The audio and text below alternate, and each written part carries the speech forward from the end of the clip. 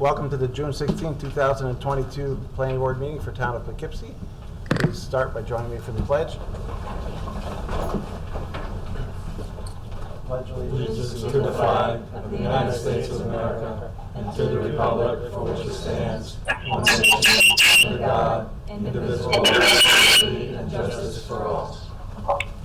Thanks, everyone. We got a pretty full agenda tonight, so we will ask to limit comments to 3 minutes. First up is Hudson Heritage, amended Phase 1 site plan and subdivision.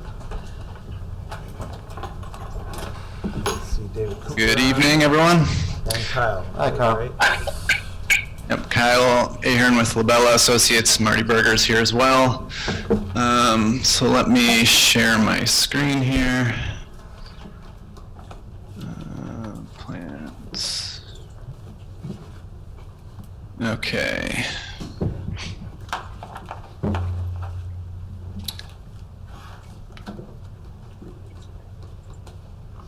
Let me know when you guys see that.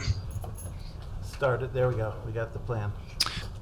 Okay, so and I think Marty wanted to actually start and give a quick update. Then I'm also going to update on the plan view, what we've done since the last meeting, which would have been in April.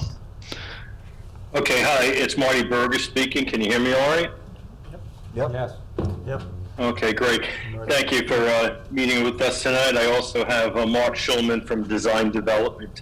And as I mentioned to you and I wrote you recently, we presented this set of modifications and requests separate from the changes that involve the SECRA studies pertaining to other matters. And we did that in order to try to expedite these portions, or what the easy portions of the requests were.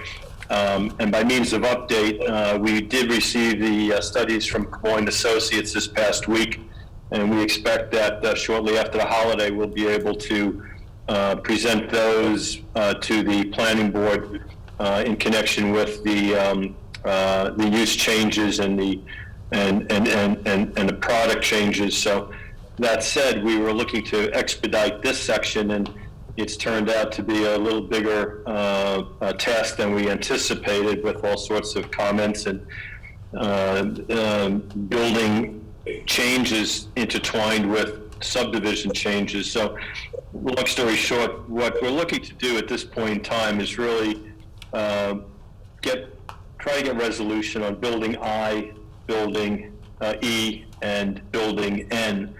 N, as you might recall, is a fennial, which I think just needs a historic society to bless the post on the top of the building that hold the banner. That's as simple as that. And building I seems to be reasonably acceptable to the planning board, so perhaps we can dot the I and cross the T on that. Yep. And building E is where we, for better or for worse, designed the building and built the building pursuant to one set of plans which conflicted with another. And I have Mark Schulman on the line to address that with us. So in summary, I'm looking to see if we can progress and close out N, building I, and building E. So we're happy to address and give you an update on all of the other comments and how we're trying to deal with them. But Kyle, I would ask you to focus on those three, and perhaps we can bring closure to that and take them off the planning board's agenda going forward. All right, thanks, Marty. Go ahead, Kyle. Sure. So here, I'm going to zoom in here a little bit. This is building I. You'll recall at the last meeting, we had just received a letter from the county planning department just before the meeting. So we were kind of going through that letter together and discussing some of the layout concerns that they had. The layout at that point had an entrance off of Winslowgate Road. It was ingress only, but it was an additional curb cut that would be an additional crossing for pedestrians along Winslowgate Road. So that was there were some other layout concerns they had with that former layout, but that was essentially the biggest sticking point for them. So we came up with an alternative. We discussed it with the town and the county, and from that alternative layout actually came up with an alternative on the alternative, which is essentially what you see here. So no longer an additional curb cut along Winslow Gate Road, and we took the building and essentially rotated it so that you can access the drive-through from the westernmost access drive. So the previously approved access drive between buildings I and K is maintained, and you come up and it wraps around, essentially the drive-through wraps around the parking for building I, and that was not exact, but based on and inspired by the that Red Hook Duncan that the county had used as an example in their letter. So this provides, better connectivity. The building actually pushes up towards Winslow Gate Road, so better connectivity to Winslow Gate to begin with, plus, no additional curb cut. Gives all the queuing plus one, I believe it's plus one. Now we have 15 queuing spaces for the drive-through, which is greater than even the high volume prototype for this tenant. And it gives, a good connection to the parking as well. There's a sidewalk along this side, which goes right up to the entrance here, and then we maintained that outdoor seating area as well. So I think we've gotten building I to a point where, all the involved parties seem to be on board with this. The applicant, the future tenant, the franchisee, and the corporate, the town and the county. So we'd love to hear the board's take on building I. And then Mark can speak to the other two buildings, E and N. So however you guys want to do it, if you want to talk about I first and then go to architectural, or if you want Mark to go through those two first, either works. Yeah, we can do architecture later. Okay. Let's move forward. All right, Eric? Okay. Hi, folks. I'm going to have, actually, if you could. So, let's try- Mark, we're gonna hold off a little bit and then get to the architecture. Oh, hold on first. Yeah. Thank you. So the application before the board was received, that the board received, was actually for a number of components. The main one, of course, is building I, but there were a variety of other amendments included, small changes, some of which have been reviewed by staff previously and approved, some of which were under review and in progress. So there was a number of components, the main one being building E. There was also, the application also includes proposed subdivision. Now, as of this submittal, it actually includes two changes of subdivision.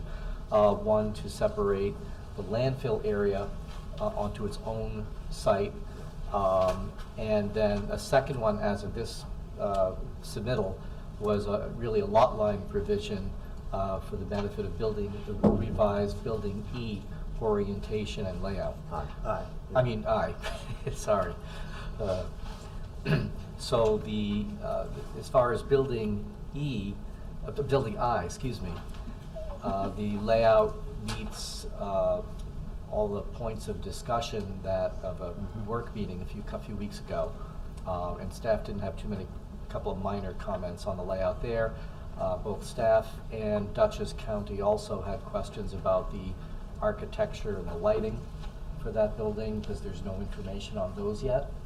And then there's also a number of comments on some other items that this application does require a determination by the board of consistency with the development master plan as modified by this board from the town board, and also with its previous seeker consistency for the overall development. And there's a few points which remain outstanding there as well, including some changes to the square footage in the building, which appear possibly to be technical errors or corrections, but we don't know. We don't have the information. And also the Dutchess County determined the application to be incomplete for its review, which is not amenable to a supermajority vote of the board. They need more information in order to respond to the general municipal law requirement. So that said, you have our comments. We're hopeful that there's been good progress made on this amendment, and hopefully at the next submittal, the county will find it sufficient for the revised application to move ahead. I'll also just mention for the subsequent architectural submittal, that was put on separately as a separate architectural submittal for building E. And actually, it came in with drawings for building N, but we've actually taken that off of the agenda because it turns out that although it was included in the submittal, it was actually some shop drawings intended for review by the Historic Preservation Commission, which has been working to look at those. And there's really no change in the proposed architecture to building N. It's only a discussion of the implementation of some of the materials for that. So that's unless the board wants to, there's no change to the architecture proposed. Okay. So for the architecture portion of this item, it would only be for the building E. All right, thanks, Eric. We'll go to Andy next. What? Sure. Anything left? No, I mean, we're pretty well satisfied with building I. Our outstanding comments have to do with, mostly with making sure that the plans are coordinated with the rail trail, county rail trail plans and requirements. And we just want to make sure the maintenance of the trail along Hudson Heritage Drive is resolved. So that's an offline discussion that we'll have to kind of advance and make sure that's resolved. Okay, I know they're working with county trying to resolve the details of that trail. David Cooper, I think, is on. Do you have any comments at this time? No, I just need guidance from the board if they're ready to move forward on building I, and I guess the other two buildings that the applicant has asked us to take a look at separately. Okay, great. We'll see what the board says when we go around to do that. First, this is on for a public hearing, so I move we open the public hearing. Do you want to ask Mark to do the architect, to talk about the architecture too, so the comments can be Yeah, maybe we'll do that. Let's, all at once? Sure, let's do that now. Might as well. Right? It also is a KRF on. Hmm? Is it a KRF on? Oh, I don't know if the KRF is on. Anthony Russo or Alex Ald, are you on the Zoom? No. Officer asked them. Okay. They had some minor comments about the building I Yeah. queuing and such, but we could discuss that at the time. So you want to ask Mark to talk to the go architectural ahead. question for building E? Mark, go ahead and put up architecture and get through. Okay, that. thank You want me to stop sharing? Yeah, Kyle, if you could stop and let Mark jump Yeah, in there. all yours. All right, thank you. So I think the issue right now is it's really the corner components of building E. And just for clarification, this is what was previously submitted and approved. And I can tell you that what has happened here is that there was a coordination problem on my part for the corner of this building. And we actually we had steel installed at a higher elevation. Which also allowed us to put a larger window in the corner. But I'm going to share with you a photograph of what has actually been constructed. It's a little bit skewed, but you can see, so what essentially the building here, again, we're still taking our cues from the design guidelines. We're using the Cheney building base, we're using the Marist College building materials for that facade. And Ryan Hall, the detail Ryan Hall has essentially a top and essentially it's banding around the top of the building. And in this case, the balustrade that you see on the right-hand side of the image there. So if you go back to what's actually been built in the field, with the height of the steel, we have the balustrade is no longer applicable. I can't get the balustrade there because the steel is back behind the two banding there. So we're asking for relief on the balustrade on this particular corner of the building. Again, we still believe that it's very much in keeping with the design guidelines and the historic architecture that's there on site. And that's essentially it. And I think it was also brought up that obviously more detail or similar detail can be implemented in future buildings as we, we're certainly not at a point of completing the project. Okay. So we're all ready to get that element in. Can you flip back to the approved rendering again? Sure. Yep, thanks. So you can see that, if you can just zoom in on that, please, Rose. So you can see there you can see the balustrade there at the very top.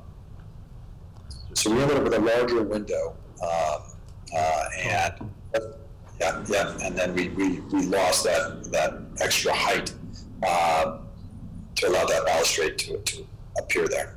Yeah, the band moved up. Still plans for those stars there over the sign? But I think that was really, so like the awnings and like the signage, I think that whatever tenant comes in there will have an opportunity to, for self-expression, if you will, on that facade.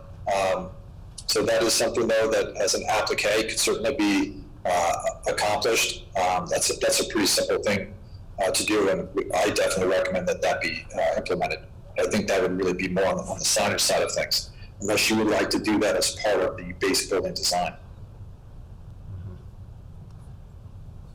Yeah, maybe tenant dependent.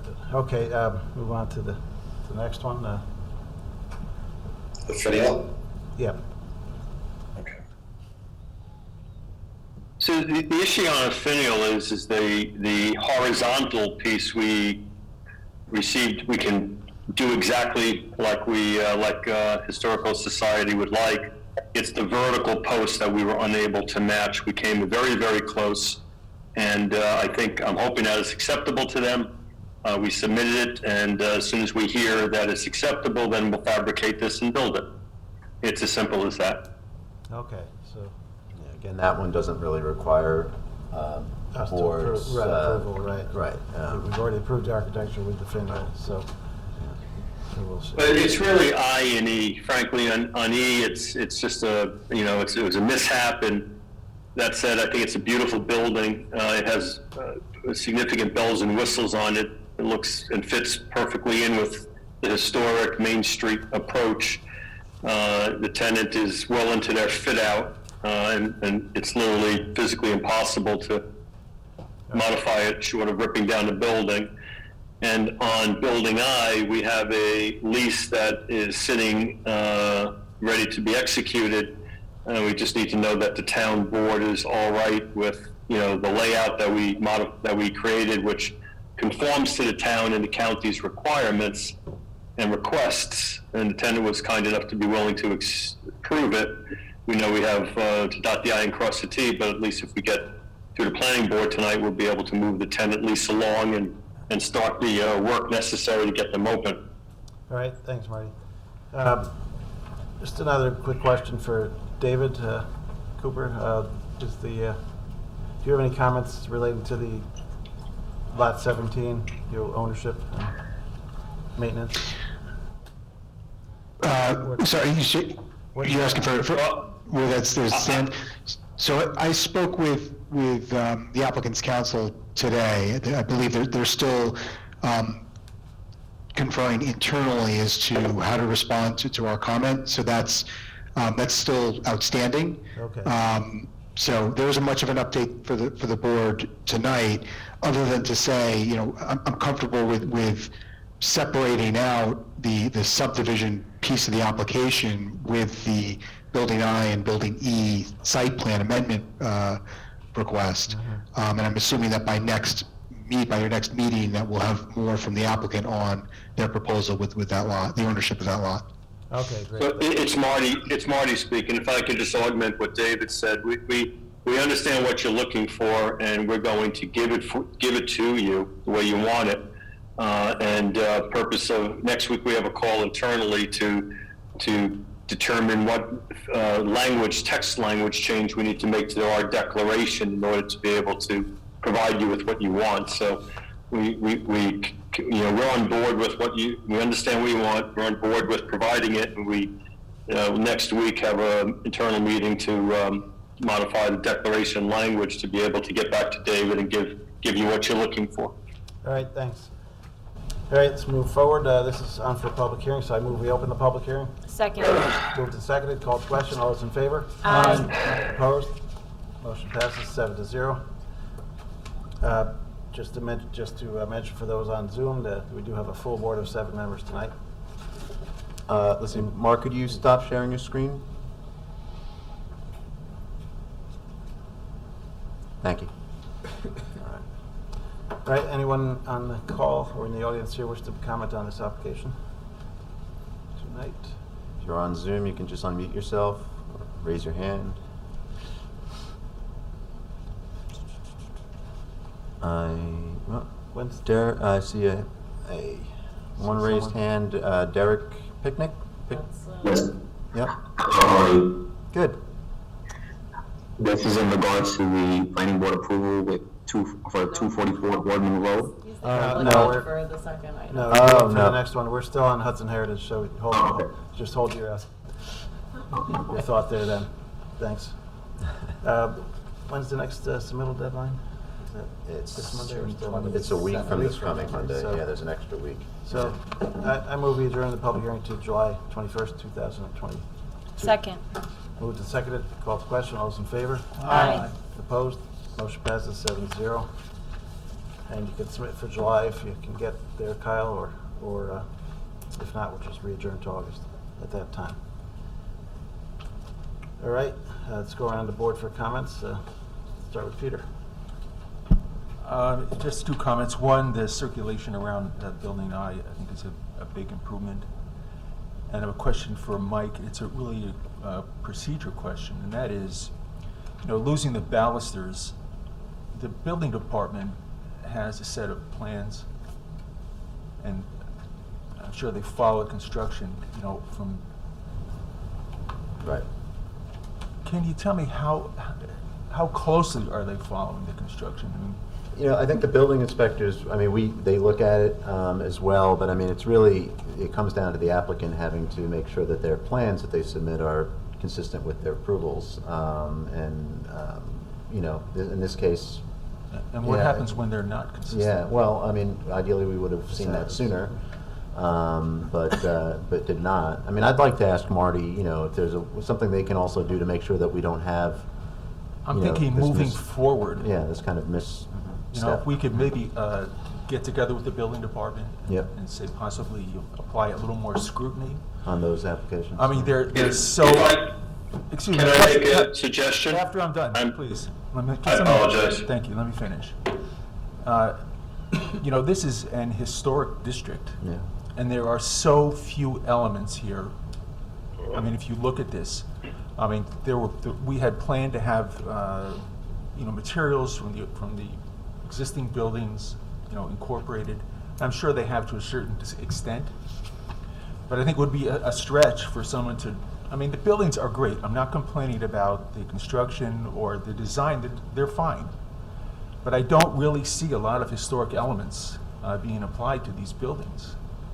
They're attractive, they're well constructed, but they're not historic. We have other projects in the town where the architects are doing a terrific job in that regard, using design elements, even though the buildings are new. They appear historic, and they're intended. That's their intended purpose. And my concern is here that I think we're getting away from the intended purpose here, particularly in terms of the design features. Yep. It sounds like a small item. We're losing a few balustrades, a few balusters, but it's a lot more than that because there are so few elements already that relate to the historic elements. I'm concerned about it.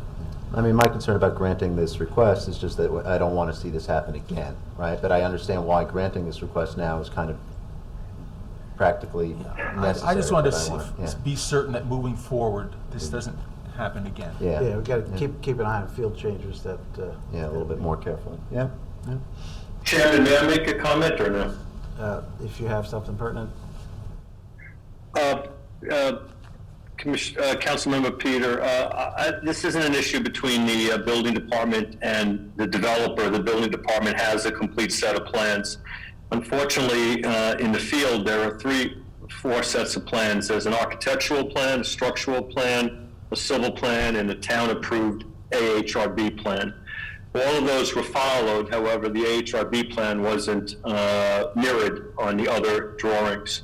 The building structurally was built properly in accordance with the building department set of plans. So the cure going forward is we charge design development to basically certify on each building going forward that those four sets of drawings conform and comply and coordinate, so that we will not have this situation again. Secondly, the balustrades that we don't have here were an architectural detail. They are not a historic detail. There is no balustrades in the build project that was there, known as the hospital site. That said, we are incorporating tremendous amount of details into these new buildings. We've mirrored the brick, we've mirrored the stone, we've used the window grates, we've used parcels of the fencing. In fact, the situation we have on the fennial emanated from the fact that we wanted to cut and paste, if you will, original material from the historic building, and we're told not to, and basically now we're at the Historic Society's Historic Preservation Board's recommendation, buying something out of a catalog, which is not something that we wanted to do. So these buildings are being reflective and incorporating materials that we are painstakingly salvaging from the historic buildings. The detail that we did not build on Building E was an architectural detail, not a historic detail. And just lastly, we're going through painstaking efforts to preserve the director's house, the administration building, and the other buildings that we agreed to maintain as well. I hope so. Now, let me ask you a quick question. Mr. Berger suggested something about a fourth set of plans. Do we have sets of those, or should we have them in the future? And if we did have them, would they help to solve this problem? I believe all of the plans that he mentioned are in our possession. They yes. are? Yeah. Yeah. Because the building department would have the other three, and we would have the architectural details that were submitted. Okay. Yeah. Great. Okay, Thanks. we need to, make sure they're all in sync going forward here. Yeah. All right, thanks, Peter. Ben, anything? No, I don't have anything. Nicole? No, I don't really have anything. Marty, you're doing a good job. But you know, I do also back my fellow board member here, and just hope that going forward, we're definitely going by those original architectural plans, and we're trying to get as much historical character, thank you, into the buildings as possible. Yeah, we listen, this is not something, it's not a proud moment for a developer or an architect to come back to the board and saying that we made a mistake. So we hopefully have fixed it internally on our team. Great, thank you. Thanks. Rocco? The same echo is just going forward, and I trust what you're saying. Let's maintain the historical character. Thank you. Steve? No further comment. And Joan? No further comment. All right, my comment is appreciate working with us on Building I and getting that up to snuff, and I think we got a good design there. The queue is larger than it was previously, and you've solved all the pedestrian orientation and connection issues that we were concerned about. So I appreciate that, and so I think we're good to sign off on that going forward. And I've heard the urban trail is expected to be finished next summer. They're starting work on it, so you should have connectivity to your site coming up. People coming to ShopRite. So.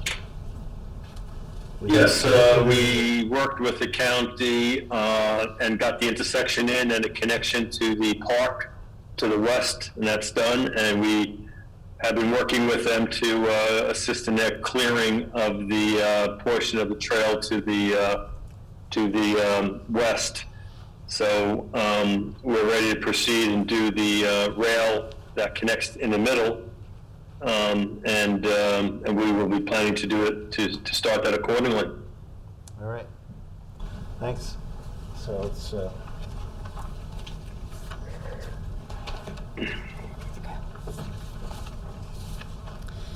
I move the planning board defer further action on this application, subject to the following. Respond in writing to comments of the planning board and all comments received from town departments and agencies, and said responses to be reviewed by the planning department as to adequacy and completeness included but not limited to the following 1 through 13. Second. moved and seconded. Called to question. All those in favor? Aye. Opposed? Motion passes 7-0. All right, we'll just move on to our architectural review, which we've gone through with Mark there. Does anyone have any additional comments on the Building E architecture? I have one question. I noticed that in that image, the balustrades only encompassed maybe 10 feet of horizontal area. And I'm just wondering, is the steel, is it just one piece of steel behind that could be cut, or is it a whole sheet? What's behind it that can't be removed in order to permit the 10 feet of balustrades? Yeah, so there's a piece of steel that goes across that the entire portion of that facade. Thank you. Plus, Yeah. plus that's also the stonework is not. To put the balustrades in, the stonework would be another whole layer up, I think. So at this point, I think we'll talk about balustrades perhaps in another building as you come forward. So I move that the planning board approve the proposed architectural review amendments for Building E. Second. Moved and seconded. Call to question. All those in favor? Aye. Opposed? Motion passes 7-0. All right. Thank you. Thanks, Mark. Good luck and Thank you. see you next time.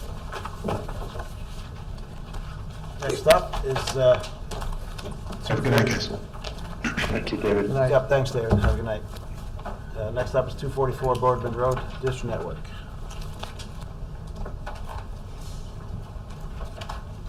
Suzanne.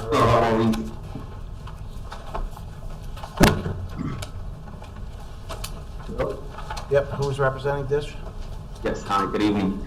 My name is Derek Picnic, site acquisition consultant for Elaine Solutions. Derek. Tonight, myself, along with my colleague Michael Baruti and the engineer for KMB, present for Crown Castle on behalf of Dish Network LLC. Dish proposes to install 3 new antennas to the existing telecommunications tower located at 244 Boardman Road, Poughkeepsie, New York. Dish proposes to utilize the existing vacant lab center of 90 feet on Boardman Road, Poughkeepsie, New York. Dish proposes to utilize the existing vacant lab center of 90 feet on the existing 105-foot tower. Please note there are multiple existing carriers on the 105-foot monopole. Yep. The height of the tower should not be modified and shall remain as is. In addition, the existing fenced height of the tower Yep. So the tower will not change. I think he's breaking up. the existing fenced area of 50 by 100 feet should not be changed either. All right. Going into technical details in terms of potential coverage for the site is required for work to fill the existing gap in coverage, as Dish is the new provider in the area, and at this time there's no coverage provided by Dish in the region, and they're proactively working to provide coverage to its existing and future subscribers. At this time, Crown has a long-term lease with the property owners, who have also signed a letter of authorization in support of our proposed application project. And going into the plans, and based on the review of the site plan, Dish is proposing to co-locate on the existing wireless telecommunications facility. Please note, we provided a PE letter and have gone back to the carrier and requested a full structural report, and we will try to provide before the next agenda deadline. We're not anticipating any engineering concerns, and existing structure has met all required compliances and standards. Okay. As we stated, we are proposing to add 3 antennas, 6 remote radio heads, 1 OVP, 1 hybrid cable, along with required equipment space, which is 5x7 equipment platform. And do all the councilmen have a copy of the plans? Can Yes, you yes, we bring it do. up on the computer? Can you do a share your screen thing?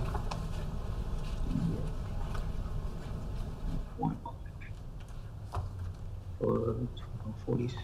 And while you're doing that, I'm gonna also ask you, what, I'm assuming this is for 4th generation, and what frequencies you're looking to use? My colleague Michael Baruti can answer that question while I'm searching up these plans. Michael Baruti, are you there? Maybe we'd be better I off don't- going to our Kristen and our consultant to. Yeah, to get. Okay. Yeah, while you're pulling it up, I'll have Kristen go through our, Yes, well, I'm just getting these plans up on here. 1246. Kristen, what, All right, Derek, I'm gonna go ahead. It's Kristen, while you're pulling up the plans, okay? Okay, so the application's on for site plan review and architectural review. As was noted by the applicant, this tower was replaced in 2017. There was an application before the planning board. At that time, they sought a special use permit. That special use permit resolution adopted by the planning board at that time actually contemplated a 3rd user on the pole. This is to add that 3rd user onto the pole dish network. yeah, there was a missing space there. So the applicant actually provided a visual assessment, some other data as it relates to the frequencies and stuff that's going onto the pole itself. I am certainly not a technical expert in that area, so we brought in Mike Musso of HDR to help us in that review and the more technical components of it. Okay. So I have minor details that I'd like the applicant to clean up in terms of the plan, but I will defer at this point to Andy Learn for engineering for site civil, and then also Mike Musso as our RF consultant. All right. And I would just like to point out that based on the information to date that we have received from our technical engineer from HDR, staff would likely recommend that the planning board defer action at this particular meeting and adjourn the public hearing until we receive some additional information. Yeah, if you're looking for that EMF report, for example.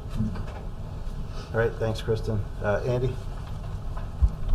Yeah, our comments are fairly limited because site work That's is limited. We're just looking for some additional information on trenching involved with communication cables and making sure that remains in the easement that's being provided, and then some additional information on foundation and trenching information within the enclosure area.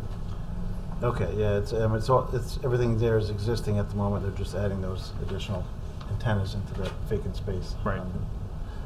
Lower between the other 2 antennas. Okay. Mike Musso, is that? You have comments on what they're planning? I'm hoping this wasn't the 5th generation 20-something gigahertz or and above. Yeah, can you hear me okay? Yes. That's great, Mike. Yeah, planning board members, thanks for having me here tonight. Mike Musso from HDR, working on behalf of the town planning board. We submitted a memo 1 to complement the other town and town consultant reviews on this application. Just to run through quickly, we do feel it is incomplete as filed. The application is for what's called an eligible facilities request, or EFR, under the FCC criteria. So we have a 105-foot existing monopole that this board has previously approved the site plan on, as your planner just noted. There's 2 carriers, I believe AT&T and Verizon, with centerline heights of 100 near the very top. and about 20 feet below at 82 feet. So Dish is proposing to go at a center line height of 90 feet in between those two. The application materials that we've looked at, there is a planning board combined application form prepared by Mr. Picnic of In Range. There is also a short form, secret short environmental assessment form. Yep. 4 views of the existing and then the proposed layout of the subject tower on Boardman Road were provided. So you have before and after views. And there's a set of construction drawings prepared by KMB, a New York State PE. There's also a structural evaluation letter from the tower owner, who is Crown Castle. Crown owns a bunch of cell towers, and they build and operate cell towers. Crown is not an FCC licensed carrier. They don't provide service, for instance, but they lease space to carriers. So we did ask her a bunch of questions. One is to provide a narrative of Dish's rollout in the Poughkeepsie area and why this site is needed. We're asking some questions to confirm frequencies that they're transmitting on. From what I understand from other applications, and this of course is to be confirmed by the applicant for this case, Dish is proposing to operate at 600, 1900, and 2100 megahertz, which is very similar to frequencies which other carriers have been operating at. I am asking the question directly, though, if there is high frequency or millimeter wave 5G services. So we want to get some information on who Dish is exactly and why they're coming into the town. I had just some minor comments on the drawing set at this time. I would like those existing carriers to be labeled, so we have some good reference with that. I do want to see, and this might be something for Andrew as well, but instead of just a certification letter that the existing monopole could bear the weight and provide enough structural capacity for the 3 antennas proposed, we'd like to see the full structural analysis report. So that's something I think is important to ask for, to take a look at. We always asked for a radio frequency emissions report, and there was none provided to my knowledge. So in my memo of June 9th, I did put in some direction of the type of report to provide. It should, of course, label the frequencies that are proposed and also account for the existing co-locators and their operating parameters. We are asking for coverage maps. These are maps I think this board has probably seen on other applications. Having worked on Dish applications in other municipalities, I'd be interested to see what Dish's responses are here. Essentially, their service is negligible at this point. But if they do not provide coverage maps now, I think it's a good condition to provide those, within a year after the local network becoming mature. That's something that will be provided in our final tech memo after we get answers to these questions. And then the only other thing, I just want to confirm there's no backup generator that's being proposed for the site. So I think that the applicant has these comments and the several others that were provided, and they're probably working on responses. And I hope that gives a decent overview of the application in terms of our review of it. All right, thanks, Mike. Yep, glad to hear you say those, 4th generation type of frequencies in there. I mean, 5th generation, the higher 5G frequencies do not transmit very far, so it doesn't make sense to be up there, but we'll see when they respond to all this. And I see you're sharing the screen now, so you can just show us the visuals. That's great. Are these visible to everyone? Yes, we can see it now. Okay. If you would like me to zoom into any specific part of the plans, I will gladly provide them. Really, I think we just want to see. Derek, do you have the set that shows the before and after for the visual. added? user on the pole. I don't think it's in this drawing set. You had a supplemental visual that was submitted to us. Would that possibly, I have a copy of the plans and the structural analysis. Okay, well, Well, I mean, that first page kind of shows it. That's a close-up view of the tower there. But basically, On the plans, we can, there's a much more closer diagram, the property. Yep. Yeah. Hi, everyone. This is Mike Brood. I work with Derek. I apologize. I was incorrectly attempting to unmute. So if I could just take a couple minutes, I'd like to address some of my questions regarding his review and some of the items that we have in process, and a couple items I'd like to potentially raise a question on also. This would be a good forum to do so. Okay, I mean, but you're gonna have to respond to his questions as well for the next meeting. So if you have a couple of quick ones. Sure. So in regards to the eligible facility request, we are and have already requested the full structure. So I don't think we have not seen any pushback whatsoever on that. So I don't imagine that'd be an issue. It was just the tower is in good standing and there's no issues there. So we're in a good position there. The little bit of feedback I did receive was regarding the eligible facility standings in the EME and propagation maps. The carrier did not believe that was part of the eligible facilities process. Is that those deliverables were not specifically identified? And that's why we're hoping we could follow what the definition of what classifies the eligible facility is. Those items are not in that standard. Okay, thanks. Lisa, do you have any comments on that? I'd have to actually look at what the requirements are for that. I'm not sure that a coverage map as such is required, and I think Mike indicated as part of his memo that basically there are two things. First, there is really no coverage for Dish yet, so there's not really a coverage map that will show anything because they're a new entrant to the market. Yeah. So Mike was saying that, it's something that might be deliverable later, once they got more established. So I don't know that I would use the coverage, the absence of a coverage map as something to hold up the application. Yeah. Okay, thanks. That's what I was guessing. All right. Okay, I appreciate that. And also for the EME component also, that is also not part of the eligible facilities request, we, Dish, and all the other carriers as a whole, are bound by the threshold set by the FCC. And that is something we cannot deviate from. I'm sorry, are you saying EME? Yeah, that's the radio frequency emissions report. Oh, okay. And I'm going to stick by my comment. I think it's critically important that we have an understanding of your operations. I probably worked on 15 to 20 other Dish applications. I've never received any pushback on providing that information.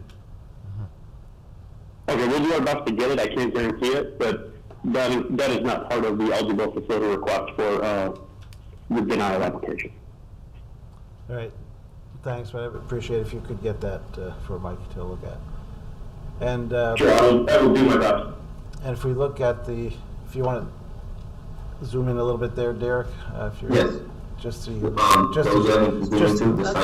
picture, picture of the tower, just so I could let anybody on the call know what exactly you're doing there.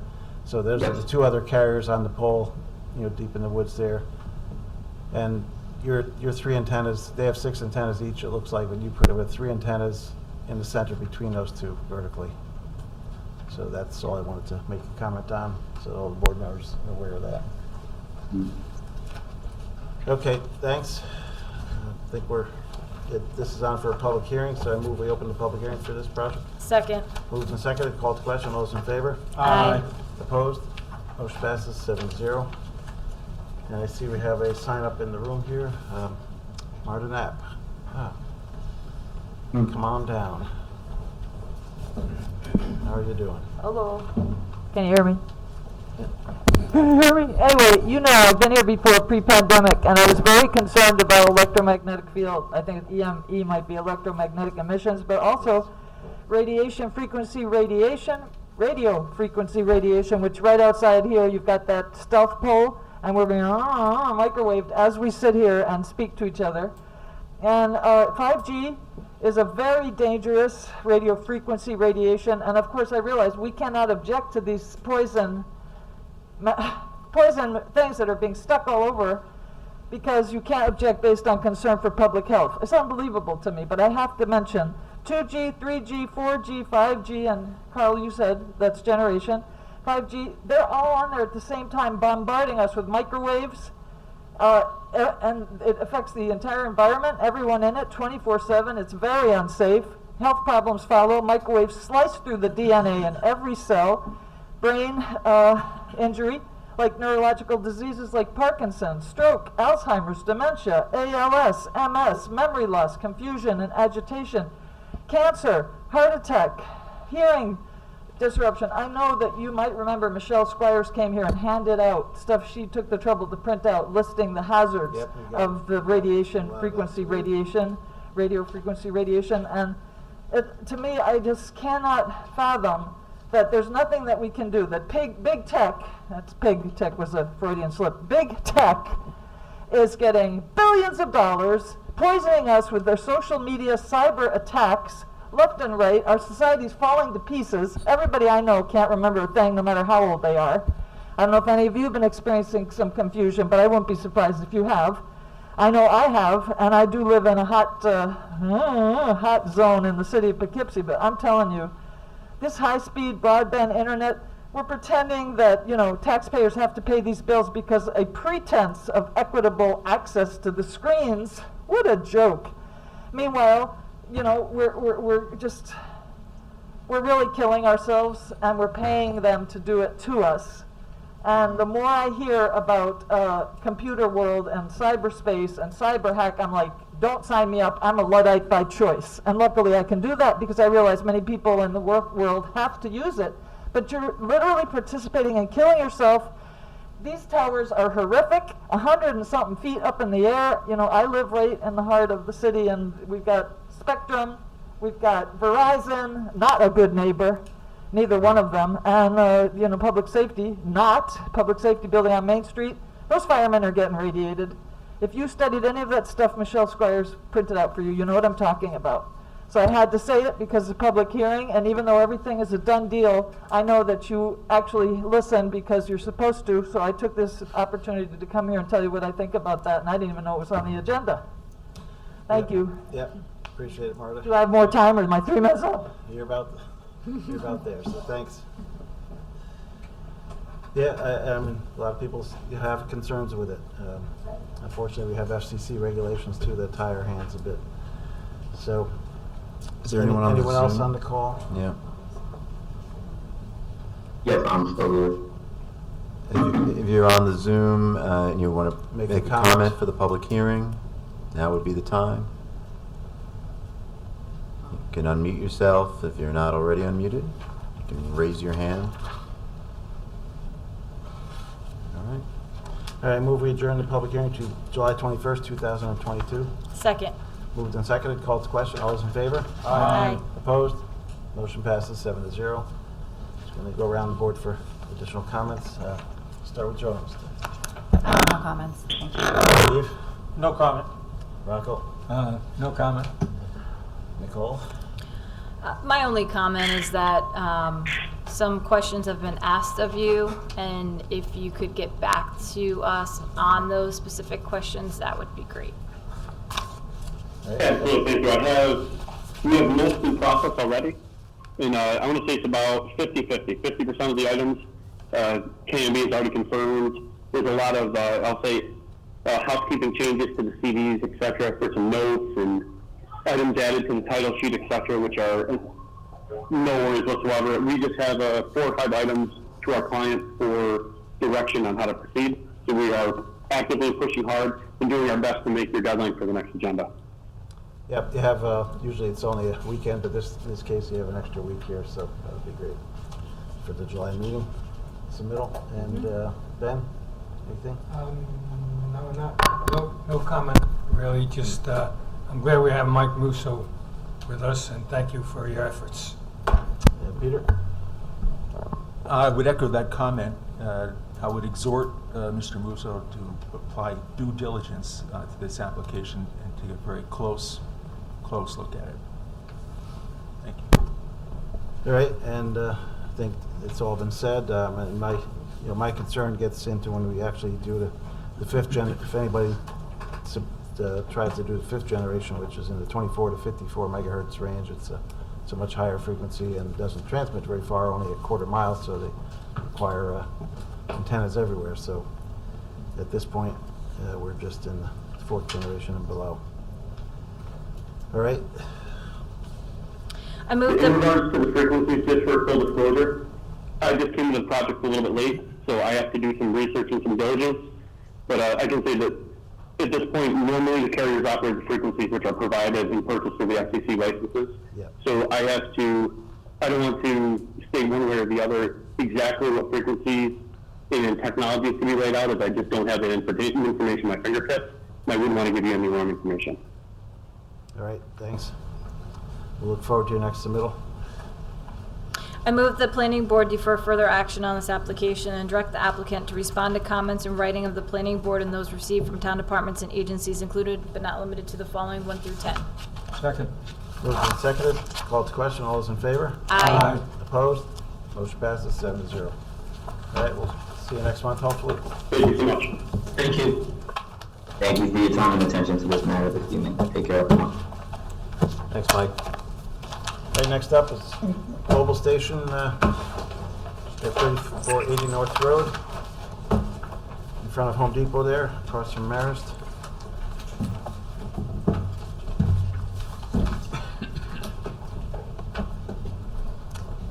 Welcome, evening. guys.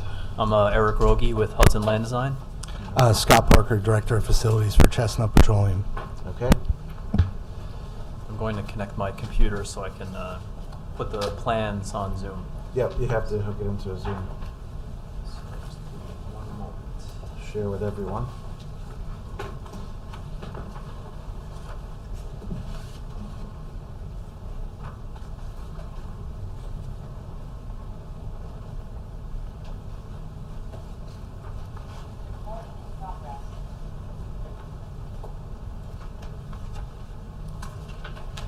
Do you have anything to say by way of introduction first? Yeah, it's been a while since we've been here. This project, I think we were here last in the end of 2020. Okay, yeah, no, it's been a couple of years. Yeah, it was over a year, so it was decided that we were going to reapply, but we continued the progression of the plans since the last time we were here. So our first submission was answering the last comments from 2020. Yep, got so it. we had something good to start with. Here we go.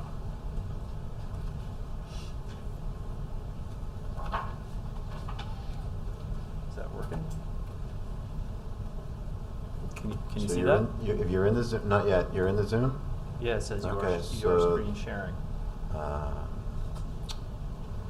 Yep, screen sharing is what you need to do. I don't see you in the Zoom. Yeah, I don't see your name in the Zoom. Are you sure you're? Because we have screens, monitors in front of us, so just in case you're wondering. Yeah, I just joined. Of course, Right. this has got to be complicated.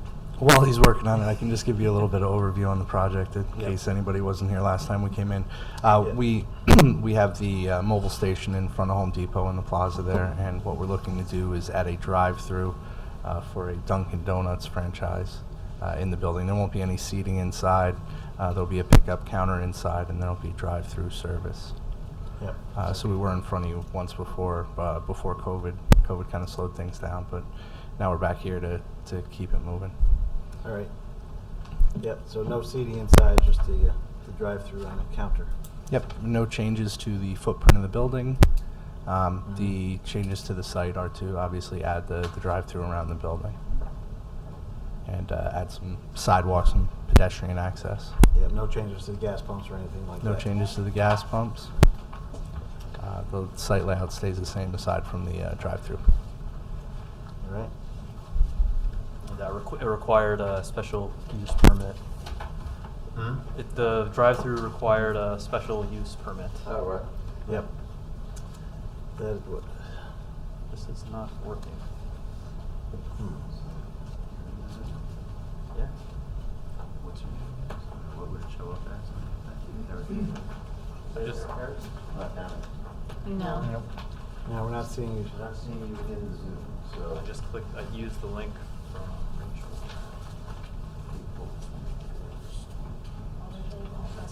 That's not the right. Well, Yeah, it I mean, changes we every have- month. But if you go to, you have a Zoom app?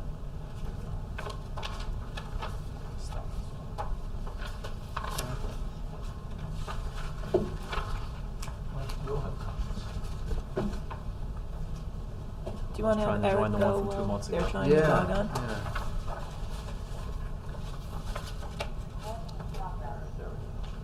Oh, if you can't get on, I mean. He's on. He's on Oh, now. okay. There we Yep, yeah.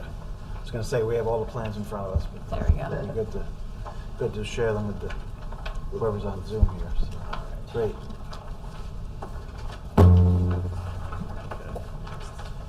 Fire away. Okay, so I'll I need to mute this. I'm gonna hear myself talking the whole time. Yep. Yeah, there can be feedback there. And speak right into the microphone and just Okay. let us know what's new, I guess. Right? Well, not a whole lot is new, but I figured I'd give you an overview since it's been so long since we've been here. Yeah, we do have a couple new board members.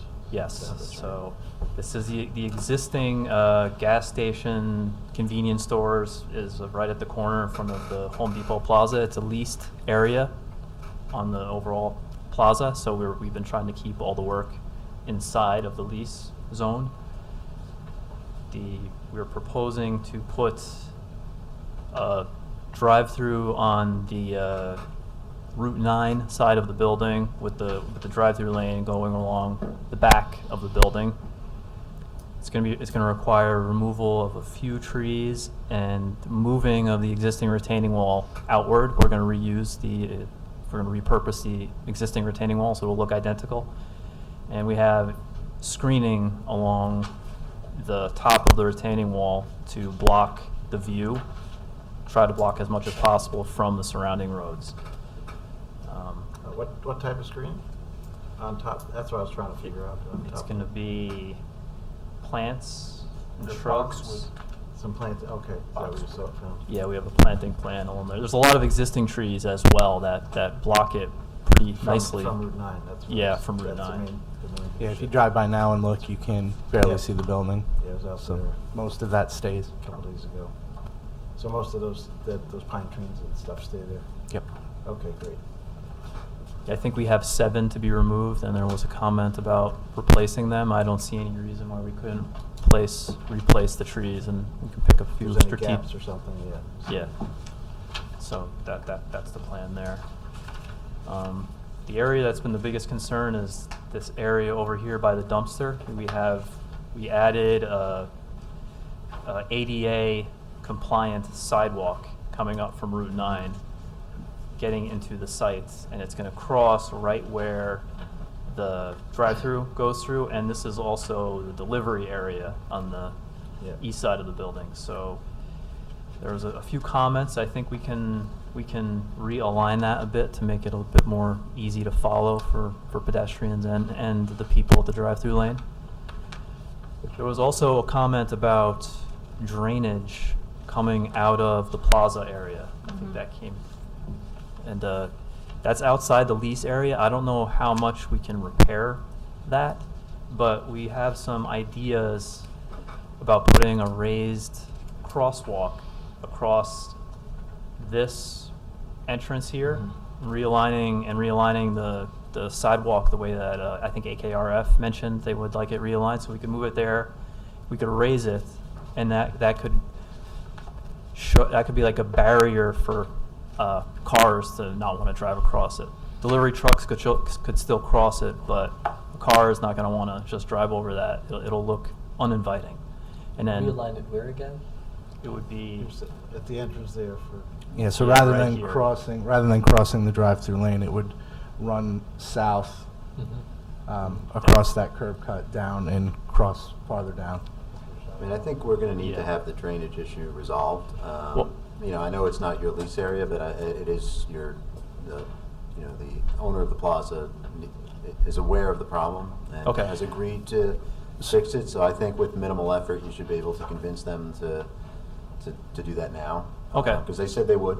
Okay, yeah, so we weren't, I know that was in some of the Yeah. comments, we weren't party to that conversation, I understand. so. It was actually, it came up when we had, when Winslowgate Drive opened up for Hudson Heritage. A couple of the one-way signs had been removed by somebody.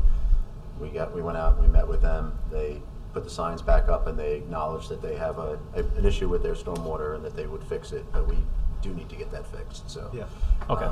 So we'll ask you to reach out to them and tell them that it's important to your project to get it done, and they have questions, they can reach out to Andy Learn from the town engineering department. But again, they've acknowledged the issue, and hopefully we'll take care of it. So. Yeah. Yeah, Okay. Yeah, we Thank you. don't have icing there in the winter. So. Right. Okay. And the only real changes since the last time we were here was adding in signage, striping, little things here and there, just to try to answer all the comments that we could. We're still working on the building design and lighting, which includes the signage. Yeah, we are gonna come back with a full signage package. We're waiting for Dunkin' Donuts to get all their stuff together, which Okay. will include all the directional signage on site, the clearance bars for the drive-through, all that kind of stuff, so that it's all ironed out beforehand. Okay, just so you're aware, for lighting, everybody's going to the LED lighting, but we try to keep the Kelvin temperature to 3,000 and below, so it's a softer, not, So there are not sun in your eyes kind of thing. Yeah, there are pole lights, street lights throughout the plaza. They're kind of globe lights. Yep. I don't know where we come to the agreement on, the rest of the plaza has these decorative pole lights. I don't know if you're looking for something different than those. I'm we just have saying to- any lighting you're adding to not be. Anything we're adding. Got it. All right, let's move forward, Eric. So yeah, this application hasn't been around since 2020. So welcome back. Good to see this moving forward. This is kind of a placeholder submittal to move forward. They've addressed some of the previous comments. AKRF, I think, is the town's civil engineering and also its traffic consultant on this application. Yep. It is for amended site plan and special use permit. I guess the main issue going forward was twofold. There is some missing information to be provided, like they said, about the architecture of the building and the lighting. And the board previously had asked for a rendering so that they could evaluate the degree of screening for the building and what it's actually going to look like. So we'll be looking for that next. So that's still in the comments, as well as the slightly adjustment to the landscaping to clarify it. The other area of interest in the comments was related to the pedestrian access and the queuing. I don't know if the queuing is much of a problem because it's going to be on their lease parcel site, but they are showing 9 vehicles, and the traffic engineer identified that typical peak traffic will be up to 12 to 14 vehicles. It looks like there's space for it, but that also prompted the staff comment to ask about realigning the pedestrian walkway, and it sounds like they're open to doing that. Yep. It would also may minimize the instead of having 2 crosswalks across traffic, there would be the one. Yep. Within the site, so that seems like it would be a safer layout. Other than that, there's some cleanup items. AKRF, I think, is not on the call, but they had some, it looks like they were looking for some technical clarification on some of the traffic points and engineering points. And then if you have any questions, we're happy to speak with you in between to move this along. Okay. Our traffic engineer was not able to make it tonight, but we went over all of the AKRF traffic comments, and he has responses or he has the additional information for all of that. Great. So Yeah, not a problem there. You had answered some of the issues from previous, from a year and a half ago, but there's just still some that were partially addressed, so I wanted to get that cleaned up. All right, thanks, Eric. In terms of board action for tonight, the staff recommendation is for deferral, and I believe the Dutchess County indicated an incomplete application on this also because of the lack of architecturals and the lighting. Do you think that you'll have the architecturals for the next time? Yeah, what's the submission? You said a week from Monday? Yeah. Yeah. I think we're gonna, yeah, Gonna we'll through push it? that. Okay, We'll then make that happen. We'll aim for July then. And then it is on for this is advertised for public hearing. Yep. And we inadvertently omitted that motion from the board, but that should be your starting point, would be to open the public hearing on Yep. this application. Great, thanks, Eric. I move we open the public hearing. Second. Moved and seconded, called to question. All those in favor? Aye. Opposed? Motion passes 7-0. Anyone in the audience wish to comment on this application at mobile? Can you unshare your screen at this point? Stop sharing the screen. So we can see if anyone's waving their Thank you. hands frantically on Zoom there. Again, if you're on Zoom and you want to comment on this application, unmute yourself, raise your hand, wave. There was no one signed up in the room for this. So at this point, I move we adjourn the public hearing to July 21st, 2022. Second. Moved and seconded, called to question. All those in favor? Aye. Opposed? Motion passes 7-0. All right, let's go around the board for comments. Start with Ben. My only question is, after they come in off of Route 9, go around, get their coffee, donuts, whatever, then they come out and they can only go back to Route 9, but they have to go past the pumps and dispensers there for the gas. Yep. That's the only way out. That is correct. Yep. So none of the departments have a problem with Dunkin' Donuts customers and gas customers interfering with each other. We're hoping they'll get both. We're hoping they will be both customers.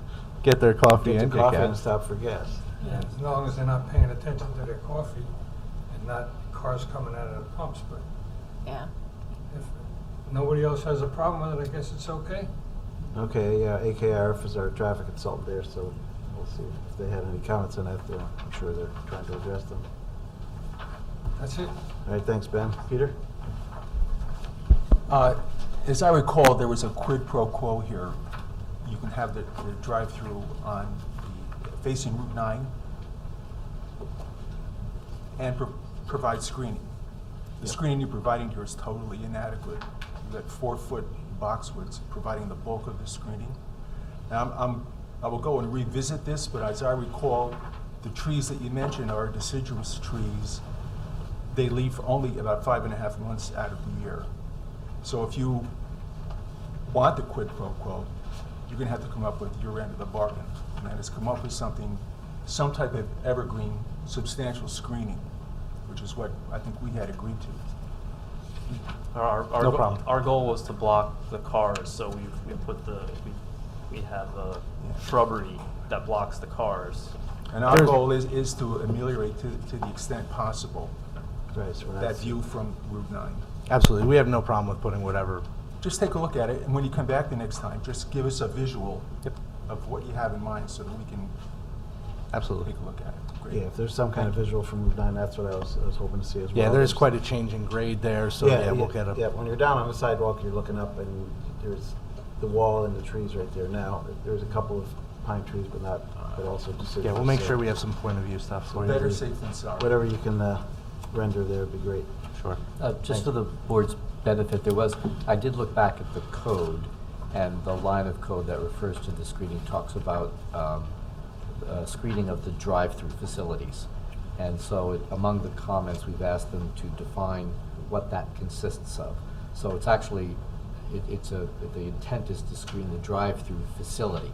And that would be the basis for the board's evaluation. So the pickup. In other words, it's not the cars at the drive-through facility, but the standard in the code is to screen the drive-through facility. Which would include the height barrier, the window, and pickup all of window, the accoutrements that go with that, right? Menu board. Right. I mean, given the angle of slope and with the line of screening and what we can see of what's out there now, it doesn't seem like that would be a very difficult thing to do. And we have absolutely no issue Right, with. but since the profile and the renderings are forthcoming, I included that in the comments to assist with the board's evaluation next time. That's why visual would be helpful, because a 4-foot box would not appear at at first glance to But- satisfy that. But it might, yeah, if It you're might. if you're on level playing field, it might be, but Yeah. from the topography, it might cover it, so we'll have to take a look. And let's see. Cole? I feel like I brought this up last time, but I could be wrong. The water department is stating that your backflow prevention is overdue and has been overdue. So you need to get that done and the certification over to the water department. Yeah, we have heard that. That's the plaza owner, Okay. but we're pushing. Okay, Okay, great. yeah, talk Yep. to him about that too. Yep. Okay, that was it. Thanks, Rocco. Nothing new. Steve? Yeah, I want to second Ben's concern. It just seems I would like when you come back to see that traffic flow, because not only do you have the drive-through coming through, you have people backing out, and then you have the pumps, and it looks like there's only one exit, so I would very much like to see that when you come back.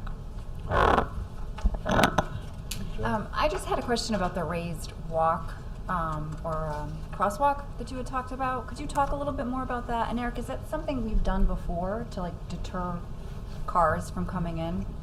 I'll just tell you what, I'll start with, the reason we can't close that curb cut completely is because of the delivery trucks, the gas trucks go through there, the tanks are on that side.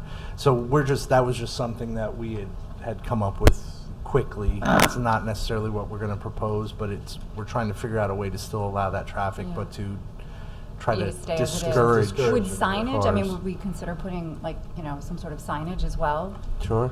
to try to deter? 'Cause Delivery trucks only or something? yeah, something like that. something. 'Cause without something like that, people are just going to be like, oh, here's a challenge. Let me go over that. to Jump get it. You know? I mean, it sounds like something, you're proposing something similar to what's at Oakwood Commons there with the We have a bunch of signs now, and AKRF wanted more. They actually suggested the raise crosswalk. That Okay. was one of their Okay. suggestions.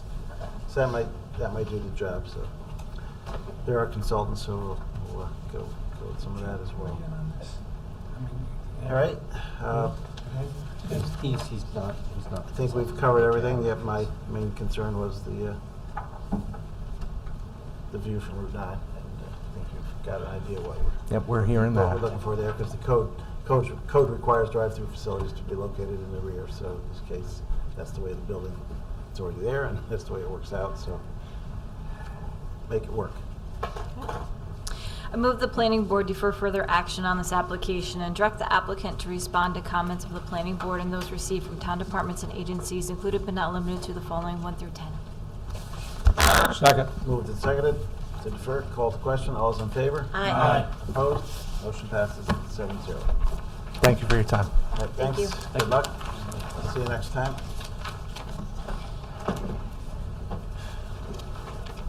Next up is all space self-storage expansion. Good evening. Ken Kesmet from RC. And Kelly Marble with ARC Planning. And Kelly. Mr. Chairman, is it okay if I share my screen? Yep, go right ahead and show us what changes you've made.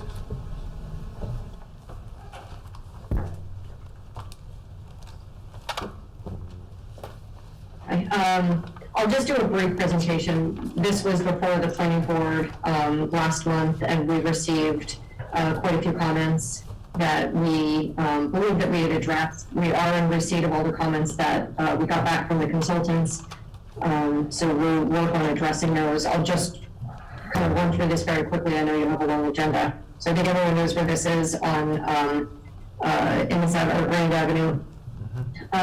The existing site is zoned RM, residential multifamily, and we're before the town board for a rezone to IL, light industry, which is the same zoning as the balance of the other self-storage on the site. We have been obviously before the town board, and we're referred over to the planning board for seeker review and site plan. And this is the location of the site for the rezone and the location of the self-storage. The area over here has already been developed. It's just an old photo, aerial photo. It's just another perspective of where we're proposing. So this is the site plan, predominantly similar to what was presented to you last month. There was on this plan, just one of the notable changes was the addition of an emergency egress only for emergency services. The layout predominantly has remained the same. This is just the updated plan with additional landscaping. So most of this was based on comments back from the planning board and the town's wetland consultant. I believe Carol's on tonight, and she may have, we've had some dialogue back and forth with her. There may be some additional landscaping that she's looking for, and possible some minor changes to the layout of the buildings relative to ones that are in close proximity to the wetlands, which we can certainly go over with her. We do cross sections, so one of the things that the planning board had asked for was for us to do 2 cross sections. So this particular cross section is to the nearest residential structure, which is, I'm just going to switch back. I don't want to get everyone confused, but it's right here. Yep. This is that cross section. And that gives you, we tried to give the best perspective to try to keep it as one-on-one as best you could.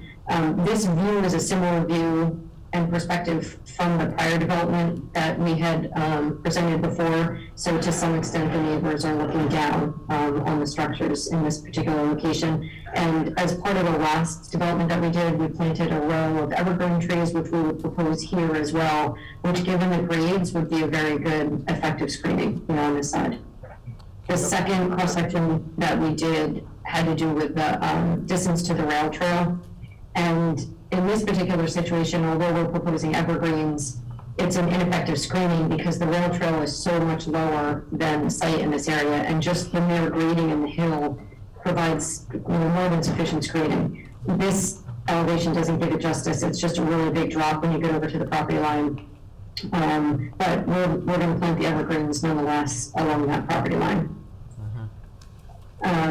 The board had asked for colors and materials, even though it's a, it's the existing facility that will just be duplicated. I provided you with the colors of the existing self-storage facilities and just the color chart. So it's the hunter green and the tan for this particular development as well.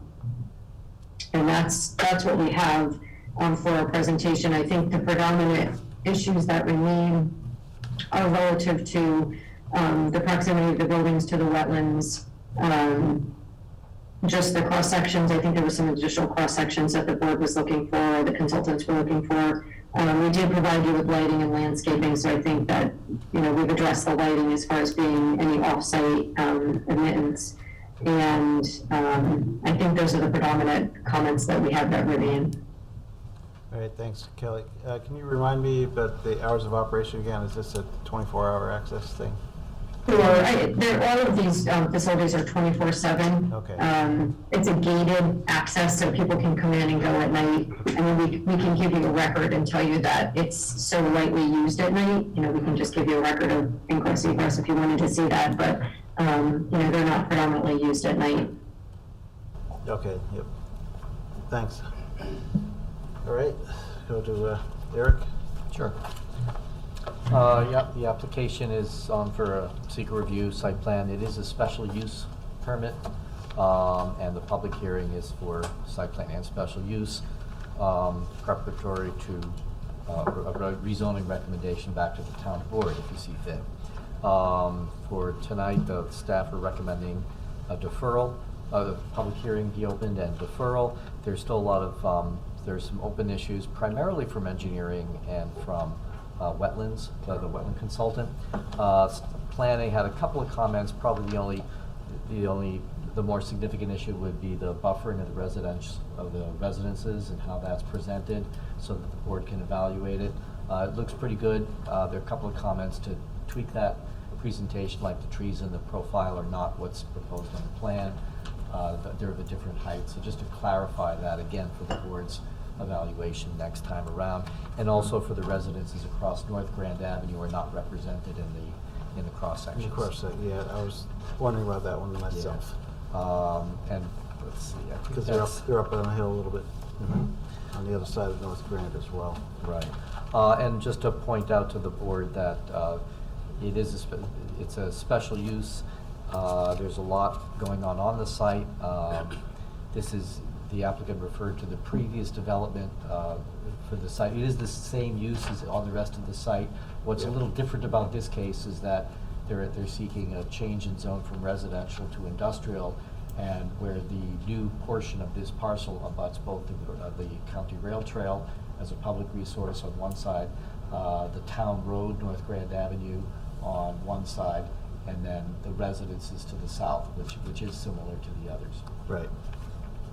And they will need, as proposed, they'll need some board discretion with regard to design guidelines as it currently is proposed. All right, thanks, Eric. Go to Andy next. Sure. So, our comments are focused primarily on stormwater, and the need for soil testing to verify that the proposed practices can be constructed in accordance with the design standards from the state. So those, I did get contacted by LRC, and those soil tests are scheduled for next week. So that's good that'll be moving along. We also had some questions, comments about the access, the slope of the access road from North Grand Avenue. It does exceed 10%, so we'll need to make sure that the fire department is okay with that. They can go up to 15%. And then as far as turning movements through the site, it's a little tight. I'll defer to the fire department on that in terms of how they think they'll access the site during an emergency. It does look like it works as far as that's concerned. One thing I did want to get some clarification on regarding the grading. Building R, it shows grading right up to the buildings. Just wondering, the style of these buildings doesn't seem to lend itself to foundation retaining walls on the south and west sides. Will there be a separate retaining wall to allow that building to be constructed into the slope? Typically, these are slab on grade, as you said, but the grading, the way this would be built, typically would have the back wall of that would be a extended wall down. And so it will essentially form as a retaining wall as part of the foundation wall. Okay, so especially on the south side, it looks like that's like between a 10 and 15 foot cut. Are these buildings going to be tall enough to accommodate that? We'll have to review and get back to you a little more on that. Okay. So, and on that subject. But I see what you're saying. Yeah, we'll get back down that, Andy. On the drive, real quick, I do believe it is 10%, but we can verify that on the plans and get it back to you as well. Okay. Yeah, just make sure on the left and right sides it's 10%. It might be okay on one side, but maybe not on the other. Okay, we'll double check it. Okay. Yeah, so you were saying the driveway side as well as the south side, where it's right along the. All right, thanks, Andy. Carol, everything's close to the wetlands here, so everything is very close to the wetlands. We did look at that site briefly a while back, but I had forgotten to check on the area over by where the wetlands enter North Grand. We really need to verify that number, that 0.93 is awfully close. So in any case, we'll go back. I'll meet up with Kelly and we'll walk that and make sure that we have an accurate delineation. But even so, as it is planned, there's really no protection of the wetlands in either plantings or distance, or it does seem like we've got buildings and blacktop very much right up to the wetland edge. But more so concerned about the proposed underground chambers. Andy and I have spoken about this, that we really need to make sure that those aren't going to be draining the existing wetlands, and it is a possibility. So those studies that you're going to do next week are pretty critical. And then there's some minor issues about the tree removal moratorium and some discrepancies, but a little more work with regard to protection. Yep. All right. Yeah, you gotta make sure we don't interfere there. The drainage is a big issue, I guess. Okay, thanks, Carol. This point is on for a public hearing, so I move we open the public hearing. Second. Moved and seconded, called to question. All those in favor? Aye. Opposed? Motion passes 7-0. We have one person signed up in the room here, Alejandro, if I'm reading. How's everybody? Hi, come on down. Hello. So can I just look at the site plan again, if you don't mind? Can you pop that up again on Zoom? Thanks, Kelly. So you're... My concern is the building W, I believe, the 3 buildings in the back close to North Grand. Yep. Is that where you're... 238 North Grand, I'm pretty much Okay, you're across the the one street. you're Across the street from there, yes. Yep. So my concern is, what am I going to be looking at when I'm on my front porch just hanging out looking at it? I don't want to be looking at buildings. As far as, are they going to maintain the, the canopy that's in front of the house already? And the second question is there a proposed entrance there? It's an emergency-only entrance that... Okay, so it's not going to be through traffic? The fire department was wishing to have there. Correct. So That's it. Okay, so there's not going to be through traffic, just emergency purposes only and stuff like that? Correct. Okay, what's it going to look like as far as like, again, it's going to be unsightly for somebody to look at, maintaining, I know a lot of people, the rail trails there and everything like that, Yeah. it's just something that's going to be nice to look at kind of thing.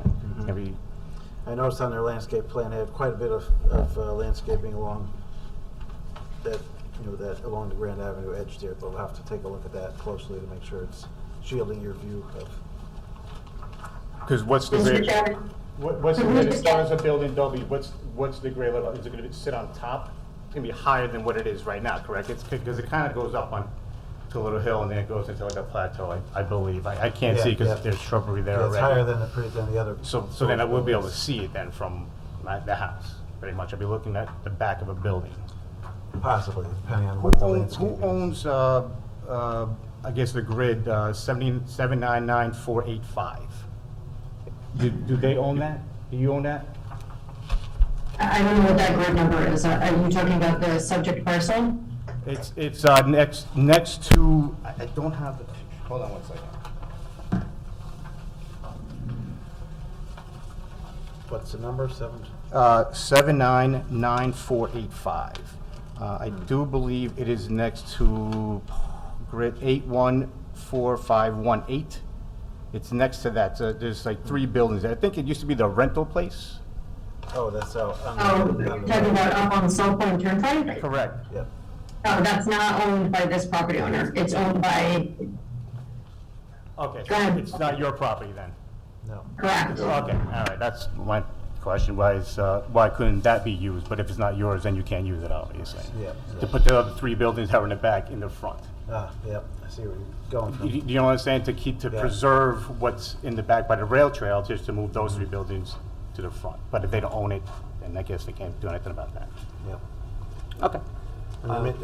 If you wanted to look at the site plan more carefully, so like after tonight, maybe you want to reach out to Eric. He's the planner reviewing it here in the planning department, and you can come in and take a look at the site plan. For example, the landscaping and all those things, because I think you probably want to see get a better idea of what's proposed, right? So, 100%. I know it's a little hard to see on the screen. Yeah. I mean, I know what as far as like, I mean, I know they built the other ones a while back and everything like that. And then the other concern is too, like lighting. Yep. Where they're going to keep the trees up and everything like that, or during the summertime, like now, everything's overgrown and everything, beautiful. Right. But come wintertime, that's how right. bright it's going to be for myself. I mean, I'm pretty much myself and my neighbor next door. There's only 2 of us there really, and then Durft right next door. So it's like not too many people there around, just myself and my next door neighbor. But I'd like to preserve the serenity of the area because this is why I moved there. Proposing some evergreens too there, I think, so that will help in the winter as well. So Yeah. we'll, also keep that in mind, Kelly, and maybe we could see Kelly a cross section of from the cross Grand Avenue also. Yes, Mr. Chairman, sorry, we were muted. We'll do a cross-section from that area and we'll show the proposed vegetation. the additional landscaping. We'll do it from that location. And I understand you're working with Carol. I mean, that building may change a little bit also from what it is now. Yeah. We'll go back and meet out at the site with Carol again. We've got conversations then before this meeting, so I think we were just trying to get the board's comments back, and of course any of the public's, and then we'll meet out there with her again. Yeah, again, I was just concerned about how close that building is to the road and everything, to our view and stuff like that. Right. Just so you know also that the plans, if it's difficult to come into town hall to look at them, they're available online from the town website. And if you have trouble accessing it, then feel free to call the planning department and we can help you make the link and you can look at them at your leisure. Okay, I appreciate it. Yeah, and for the next time when they're back before the board as well, they'll be just for a few days before the meeting, they'll be available. Okay. Yep. All right, thanks for your comments. Is there anyone else? Thank you very much for your time. Anyone else wish to comment on this application? So a number of people on the Zoom. So I don't know if there's anybody who wants to comment on this one. Doesn't look like it. I assume you're going to try to come back for July, Ken? All right, yes, we are resubmitting for the July meeting. All right, as I move, we adjourn the public hearing to July 21st, 2022. Second. Moved and seconded, called to question. All those in favor? Aye. Opposed? Motion passes 7-0. All right, let's go around the board for additional comments. Start with Joe and Mr. So I feel as if the project might be a little overly ambitious. I have concerns about building X in particular and its proximity to the neighbors.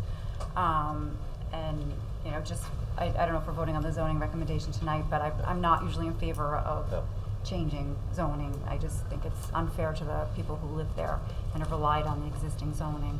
But I definitely have a problem with the building X, and I just think that the lot's just a little small for this much development. All right. Steve? No other comment. And Rocco? I think I'm kind of leaning to echo what Joan has said here. It looks like they're trying to shoehorn a lot of buildings in there, and maybe they can be more creative in how they place those buildings and to preserve at least some of the privacy of the neighbors, and also proximity to the wetlands. Yep, sounds good.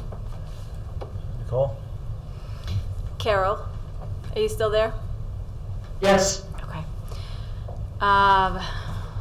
We were talking about this, and you had stated because of the location of the buildings and the wetlands, you'd like to see building X and building U removed?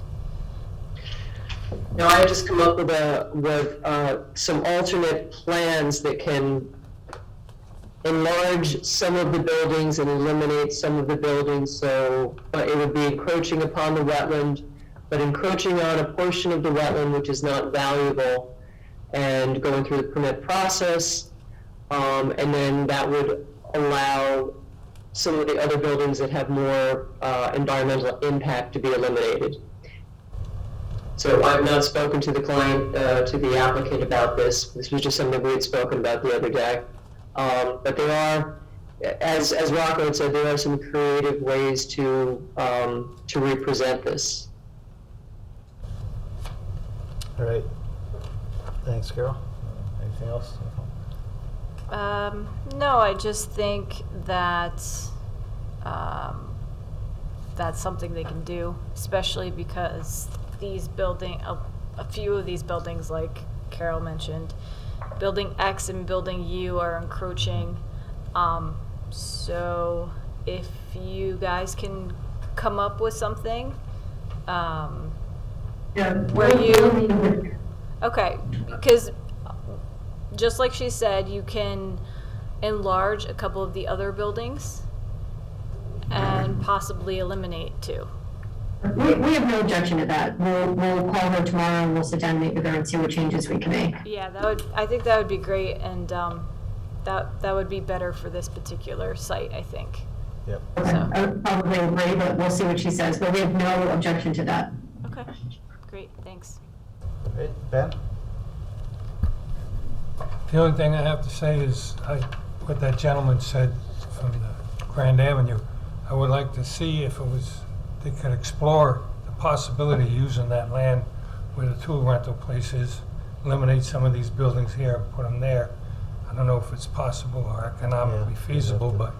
They'd have to buy that parcel from you. Yeah, well. I don't know. Yeah, that property is owned by another entity, and it's actually in the process of being leased out to someone for use. So unfortunately, that's not a viable option for this one. Okay. Peter? I'm assuming that the properties on North Grand are zoned R20. Yeah. You have a property, residential zoning designation across the street from them directly. You also have a residential designation, the multifamily.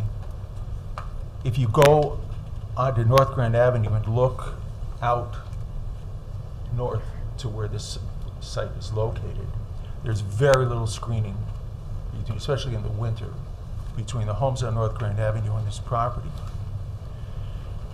I think moving forward, the applicant is going to have to come up with some plan to really either properly screen the site from the homes on North Grand Avenue or come up with a design, or both. The design for the buildings plus adequate screening. The screening is not going to be easy because of the elevation difference between the homes on North Grand Avenue and the site. The homes on North Grand Avenue are quite a bit higher than this site. But you're creative, you're talented, I'm sure you can come up with some ideas, and we'll be happy to take a look at them. Thank you. Okay, yeah, we'll address that. In addition to any changes that we, work out with Carol, we'll address that. Great, thank you. Yep, and that may, whatever you do with Carol there may help that situation as well. So we'll see. My only comments were, the lighting. Make sure that it is 24 hours, so there will be some lighting there, but it has to be very minimal and down 3,000 K and below. And, the deal. Keep it. Keep it out of these neighbors' eyes. And also, we talked about the screening ad infinitum. I'd be careful about how many trees you take out along there as well, along both property lines. Try to minimize that, as well as the new plantings. That's all I have. I move that the planning board defer further action on this application, subject to the following. Respond to comments of the planning board and those received from town departments and agencies. Said responses to be reviewed by the planning department as to adequacy and completeness included but not limited to 1 through 13. Second. And I want to just add 14 to add the section from the view of North Grand. Section, yes, we'll add that. Okay. Second. Moved and seconded again. Call to question. All those in favor? Aye. Opposed? Motion passes. Thank you. 7-0. All right, thanks, Kelly. Next up, Vassar College Faculty Apartments. Moving a house. All right, come on up, David.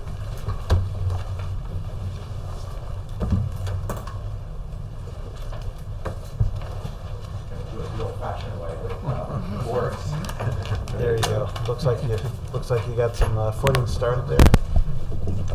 Mr. Chairman, David Kaminsky. My firm is representing Vassar College for the faculty housing project. Right. Short presentation to make, and do I need to turn this on, Mike? Hello? Yeah, it takes a second to come on, and hopefully it's on if you want to test it out. You can sing a little for us. Hello? Hello? It's not working. It's not working. Hello? No. No. Is there another one right I there? can speak. You know what? I can probably stay here and just put Do it things that up way, yeah. as I need to. How does that sound? Yeah. Okay. So you all recall at the very last meeting when we gained all the approvals for the faculty housing project, we introduced that we wanted to move this house. There was a concern raised by SHPO that they didn't want us to take it down. It was a quick decision. We thought we had a great location to move it, which was an empty lot just a couple 100 feet down on Hooker Avenue. And unfortunately, we found in our due diligence that there were way too many obstacles to be able to move it there. So President Bradley asked us to look at other locations on the campus to take into account that the college really does want to put the money in to bring the building back to what it once was.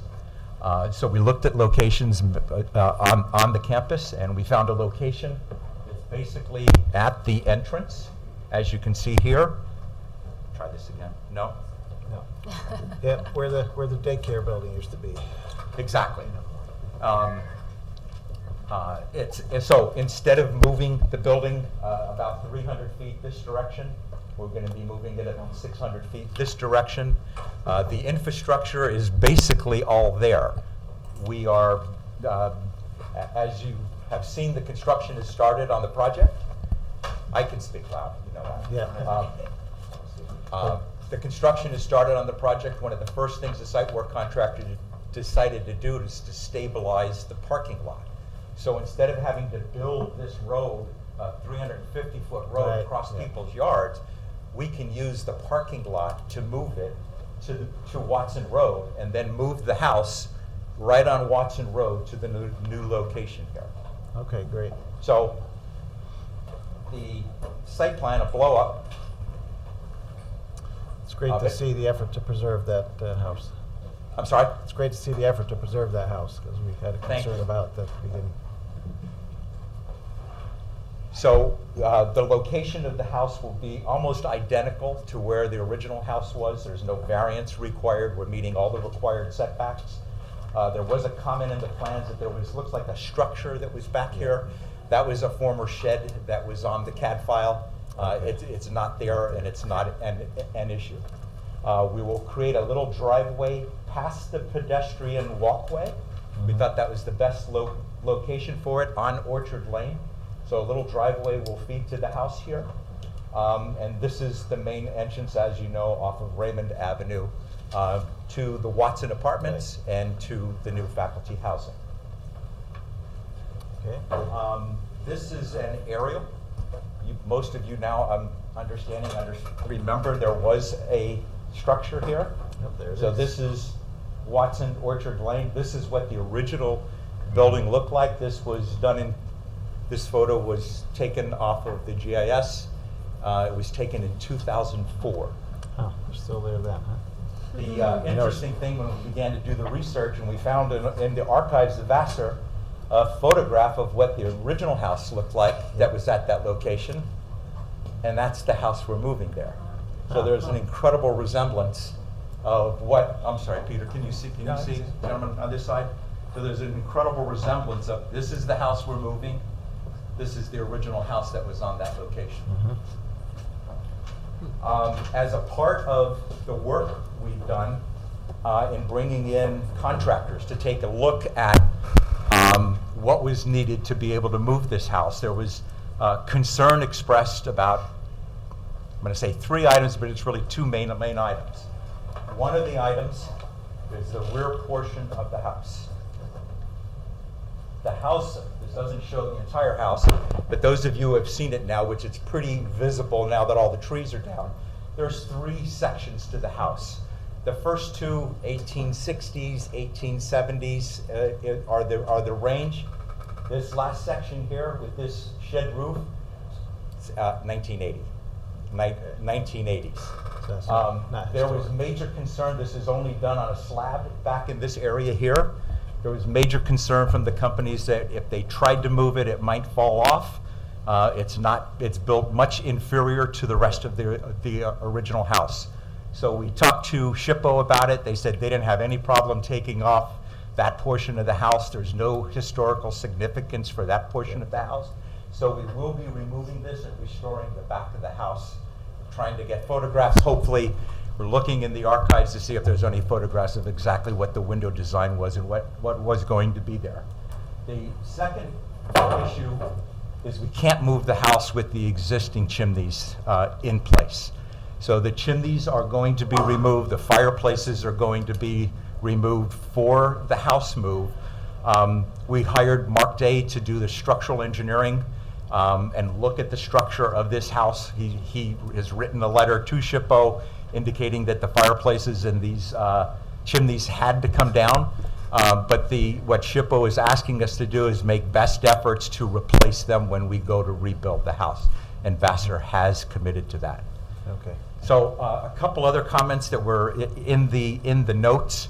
I mentioned the structure on the plan. That is not an existing structure. I would ask you to look at the original LOR, stipulation number 4, which talked about the massive amount of landscaping that SHPO was looking for. That's referring to faculty housing, had nothing to do with the house relocation. Remember, this LOR covered our ability to build the faculty housing within the potential historic district, as well as the moving of the house. So if you look at the whereases, it covers both items. It covers the faculty housing building, and it covers the house. There was no requirement for SHPO for landscaping around the house. I'm not saying to you that where we relocate it, we won't do any landscaping, but I'm just pointing out that that is not a SHPO requirement, that there's to be landscaping as a part of the house relocation. Eric, you're absolutely correct that there will be some minor removal of trees and some trimming back of trees, and we will follow the BAT protocol on that. I think we've cleared up today with staff regarding the actual disturbance area and the additional area. This is only adding 0.14 acre, so less than a quarter of an acre to be able to make this change. Architectural review, we're not prepared to do an architectural review right now. I mean, the intention would be to completely repair this porch, keep the existing facade the way it is. I mean, the only thing that still is up in the air that I mentioned is what the rear of the house is going to look like when we do it. To be able to move the house, it will be mothballed. That means everything will be boarded up, protect all the windows, and we will leave it that way so there's no damage done to it until Vassar decides and moves forward to renovate the house. I guess that was one question I had. Do you have a time frame in mind when they plan to renovate it? President Bradley's out there already seeking the funds for it. So okay. I don't have a time frame. I can get that answer for you, so but I would expect within the next year or so. It's not going to sit there 5-10 years or something that way. All right. Sounds good. Thank you.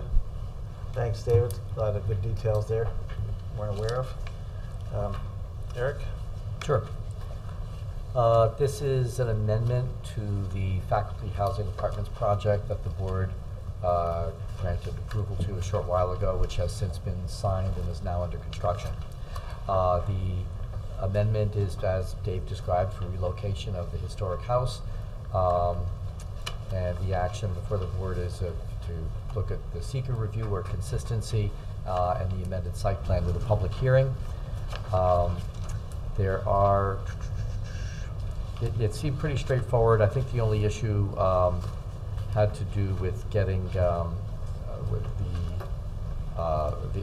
the change to the letter of resolution could be a condition of approval. We've provided a negative declaration for a draft negative declaration for your use, and we're recommending that could move forwards.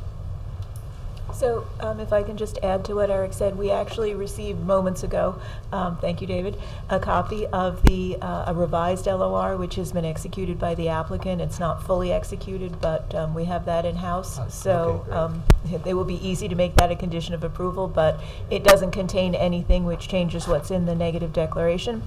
The only thing that my comment was, they are now proposing, if you need to do a bat study, there's the potential to remove some trees within the time frame where you're not supposed to do it, and so it might require them to do a bat study. So my only request would be, if you do decide to do a bat study, coordinate with Carol, please, so that we can make sure that we have some town oversight on the study, or that she's comfortable with the protocols or whatever's being used. And that would be my only comments. And other than that, the board has a draft negative, an amended negative declaration in your packets as of a few hours ago. Thanks, Lisa. Yeah, there's not a lot of trees on that site that you're moving it to, so. Right. It's, since you took the previous house down, it was used as construction, when they did the science building, it was used as a staging area, I believe, there too. That's correct. So, all right. So David, would you or Ken, would you be willing to make that a part of your proposal to coordinate with Carol Knapp in the Absolutely. event a bat study is required? Carol's very familiar with the individual that we use to do the bat study, so we don't have any problem with that. Sounds good. Andy? Sure. I think David's addressed most of my comments in your packet already. We did get a last-minute comment from the health department about the sewer connection to the new house location. Ken has indicated that he's going to make a slight revision to the service connection so that that resolves that issue. I don't have a problem with that. Everything else in my comments can be addressed as a condition. I wonder if you could talk about the timing for the house move. Normally when you move a house, you have a foundation ready to set it on. Can you talk about how that'll work here? Sure. With this approval, we've already begun the design with Mr. Day to do the engineering and the design for that. As soon as we have that design, we will apply for a permit to be able to put that in. Mr. Sickles has indicated to us that there's no permit needed to actually move the house. There's nothing in the town ordinance, Mike, if I'm wrong, please let me know, but there's nothing in the ordinance that requires us to pull any kind of permit. You can pick up your house and move it anytime you want. Wow. Who would know? But we do need to put in a new foundation. We're going to do a full foundation. It's not just going to be a crawl space or a slab. We That's want to what I be was able to wondering, create. He's building into the foundation, and I'll get to your answer in a second, but I want to be clear here. He's building into the foundation the support for the two fireplaces that would be built, perfect. just so you're aware of that. And so we expect within the next couple of weeks to be able to go ahead and submit for that permit. As soon as we get the permit, Baxter is ready to proceed to do the excavation, pour the footing in the foundation, let that cure for 30 days before we would do anything with it. The house moving company that looks like we're going to hire is telling us probably late July, early August, the house will be moved. Okay. So I get, and I think you know my real question is, how does this affect the construction of the housing? It's the housing building itself. Right. So you'll recall at the end of our, it's one of the things that we flagged and we saw, thank goodness. And we remember we moved we rotated the north wing. Mm-hmm. So if you go out to the site, Andy, you'll see that we're already doing the footings in the foundation. They're about 20 feet away from the house. So we're able to proceed with the construction of the building. And then the company is still able to get in there, put its structure underneath, and we'll pull the house out now to the south and go over the existing, the new parking lot that we're building. So fortunately, I think we've thought it all through. It's all going to work out. Yeah. Okay, great. That's all I have. All right, thanks, Andy. And I don't know if Carol's still on, but Carol, you heard that we wanted to have you take a look if there's any bat issues. Yes, not a problem. How far away will this house be moved? So by the way the bird flies, it's about 625 feet from where it is now. Okay, so you're not going on to 376? No. Using that. Just internal. Okay. Internal road on the It'll side. all be on private road. Okay. All right. It's on for public hearing, so I move we open the public hearing. Second. Moved and seconded, called to question. All those in favor? Aye. Opposed? Motion passes 7-0. We do have a sign up in the room again. Oh, Marta again. Come on down. Oh, I'm glad I came tonight because I was really in a panic when I read the legal notice. I was like, oh my God, because I know that neighborhood really well, and I thought, what's behind Raymond Avenue, those beautiful houses, is extensive wetlands and woodlands, that has been undisturbed for many years. So I'm relieved to see that an area that I was not happy to see destroyed, which was a lot of trees which came down for that house there, I'm very happy to hear it's going to be preserved because, you know, I have like insider information from all different kinds of sources, as you can imagine. And I had been told that house was slated for demolition because that the underneath the basement had been allowed to, I don't know, become some kind of contamination zone that made it impossible to save that house. And I was like, that is crazy. That is a gorgeous house. Look in the windows. It's just a treasure. So I'm really happy to hear that most of it's going to be preserved. And I'm also glad to hear that the wetlands and the stream and the woodlands behind most of the houses on Raymond Avenue right across from Vassar is not going to be the destroyed area. The area that's going to be destroyed has already been destroyed. So I'm a little upset, but now I understand why. And Judy, my partner, actually said to me, she's like, I think it must not be that area that they took all those trees down. I said, well, that's kind of far away from Raymond Avenue, isn't it? But she said it goes back there, you know, so she was right. So, Yeah. so I wouldn't have known if I hadn't come tonight. I still think that Vassar is having a negative impact. I don't really understand why progress always has to mean destroying the environment. And I don't understand why faculty is going to be like thrilled to live in 40 apartments on a 4-story building. I mean, I know it's modern living. Everything's going up, up, up, smaller, smaller, smaller, even though from what I can tell, we don't have much of a future left on this planet. But I admire the professional efforts that are made to make things, you know, as good as they can be for modern times. So really, my public comment is shorter than it was going to be, and I don't have to be as upset as I really was about what I was thinking was coming. So thanks for listening. Yep, thanks, Marta. Yep, and they are proposing a lot of additional landscaping put back in around and trees. So, and they are making efforts to minimize and preserve what they can. All right. Take a look here on the Zoom. Anyone else on wish to make a comment on this project? No one's hand is raised, so seeing none, I move we close the public hearing. Second. Moved and seconded, call to question, all those in favor? Aye. Opposed? Motion passes 7-0. Let's go around the board for comments, start with Ben. No comment. Peter? Nicole? No comment. Rocco? No comment. Steve? No comment. And Joan? No comment. All right.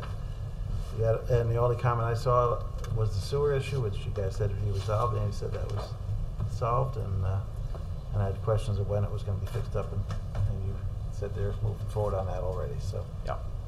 That's good to know. And it's a full basement, you said? Yes, it is. Yep, great. All right. Okay.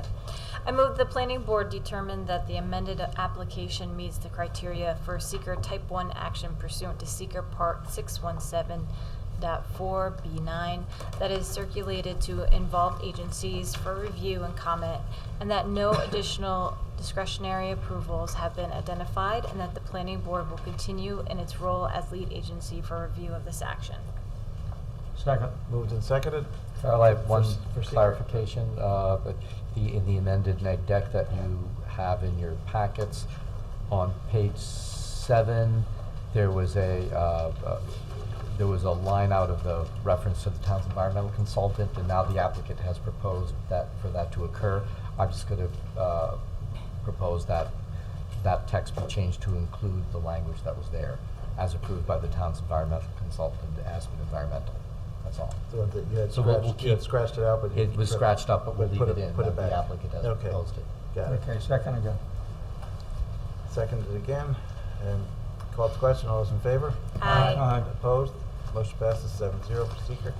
I move that the planning board finds that the proposed amendment does not alter the planning board's 2/17/2022 determination that a suitable case does not exist to require the reservation of parkland for recreation purposes. Second. Moved and seconded, called to question, all those in favor? Aye. Opposed? Motion passes 7-0. I move the planning board as lead agency adopt the seeker amended negative declaration for the Vassar College faculty housing, amended site plan house relocation as set forth in the document prepared by council and staff. Second. With the modification that Eric had said. All right, re-second. Called to question, all those in favor? Aye. Opposed? Motion passes 7-0. I move the planning board grant conditional amended site plan approval for the Vassar College Faculty Housing amended site plan house relocation, subject to the following. Respond to comments of the planning board of those received from town departments and agencies, and said responses to be reviewed by the planning department as to adequacy and completeness, inclusive of but not limited to the following 1 through 10. 13. Anything else? 1 through 13, I'm sorry. Second. Moved and seconded, called to question, all those in favor? Aye. Opposed? Motion passes 7-0 for approval. And architecture is gonna have to wait. I move we- What would you want to see from us on architectural review approval? Just want to just have an idea of, you know, how it's gonna be fixed up, like, when you decide Okay. where the windows are Okay. gonna be, just, so we see it. I mean, it's in its own architecture as it is, but just. Great, okay. see Thank you that. very much, So I move everyone. we defer architecture. So we said not later than not later than prior to a certificate of occupancy for the faculty housing project. I mean, is that a reasonable time frame? Yeah. Yes. Okay, I move we defer architecture not later than a specific date, specified date, sorry. Switch that. You could just make it, or just take out that first part, and make Defer it prior to. Prior to any certificate of occupancy for the faculty housing project. Second. See if I can talk. Okay. Call it. Is it second? Good. Second. Call to question, all those in favor? Aye. Opposed? Motion passes 7-0. Thanks again. Thank Have a you. good evening. Thanks, Dave. Tongue-tied there. Let's move on to the next one. Eastdale Village, number 19.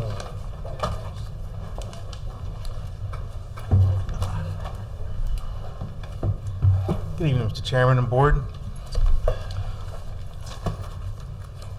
Jeff Kane representing Eastdale Village. Mr. Chairman, if I can share my screen? Is that, Go ahead and show what you're planning for this amendment.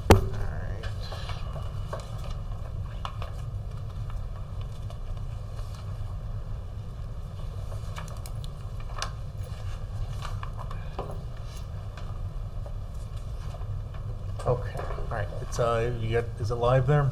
Yep. We're good. Yep. Okay, all right. You're up. Good evening, and thank you. Again, we're here tonight for what we're calling the 19th Amendment and a lot line revision for the project. This is just an overview of the west side, just to kind of focus you on where we're talking about. It's really this southern border of the project. This is Building B, which is where our offices are.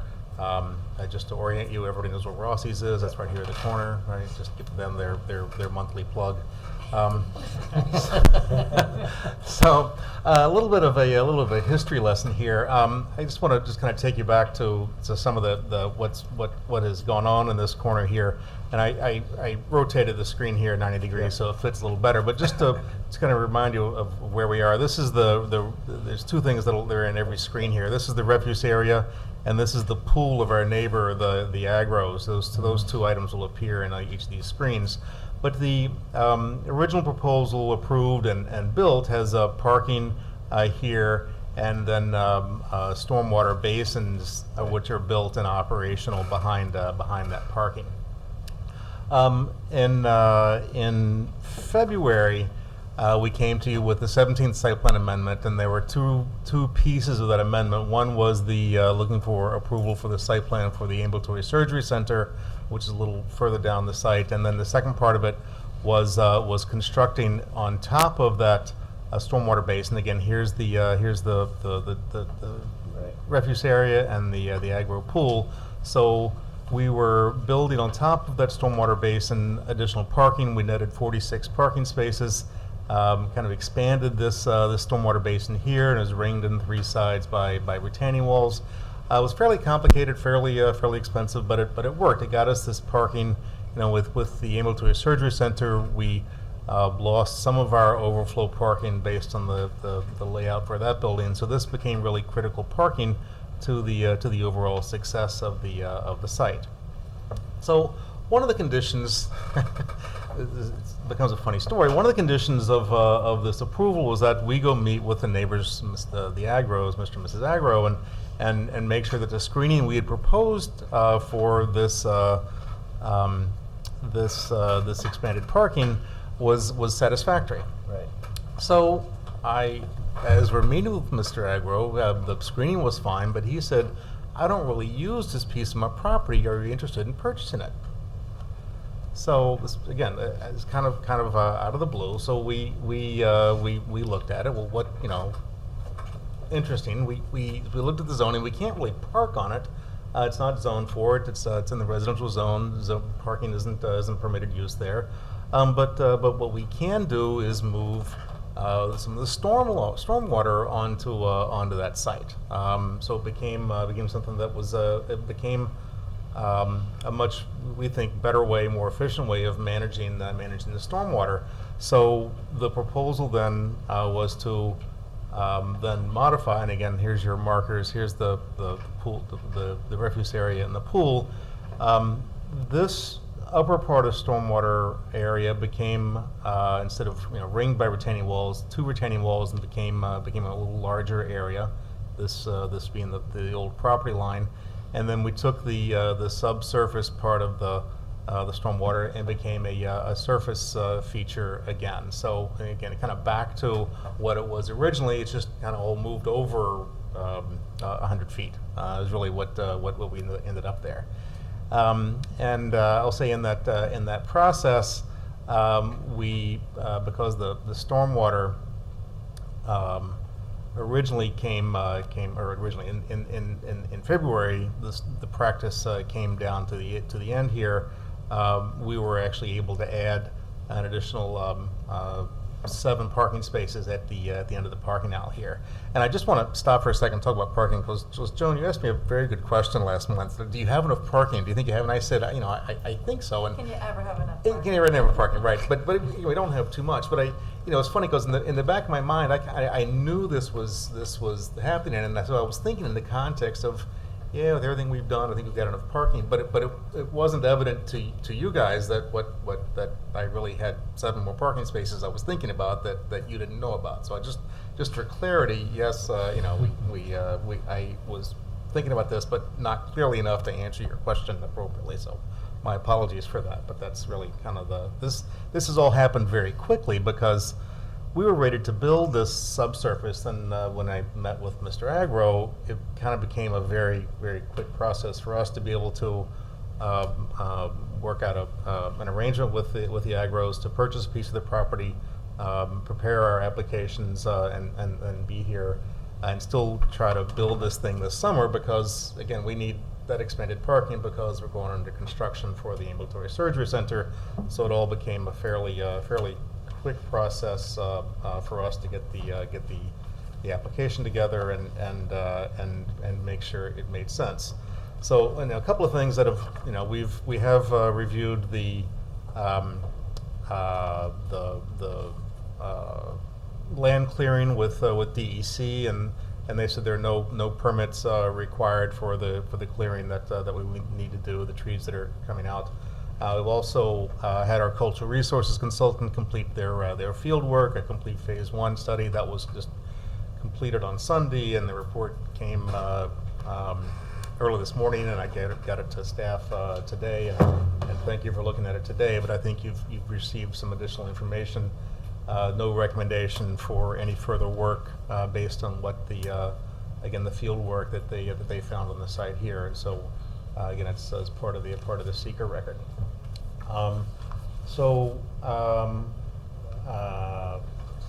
Again, we think we've addressed many of the questions there. Hopefully, addressed the questions appropriately to move this forward. And then I guess the other part of this is, there was a lot line revision that's associated with this. This square rectangle being the existing lot 12W that is next to the stormwater area. The pink plus the blue is the existing agro lot, and you can see kind of why the agros really weren't using the land beyond. There's a pool and a picket fence here. They weren't really using this property, and so they were really going to sell to us everything from this picket fence all the way to the west. they're in the R20 district, and kind of late in the process again, I realized that the R20 is only R20 if you have central water and central sewer. It's really a 1 acre minimum. So we looked to move this stormwater basin, but it needed to be where it needed to be to work hydraulically. So the basin had to be here, and so we have a little kind of odd hook on this the acre to remain with the agros. That was really a requirement of the zoning there. So that's why that lot is configured the way it is. So that's the Sounds story. good.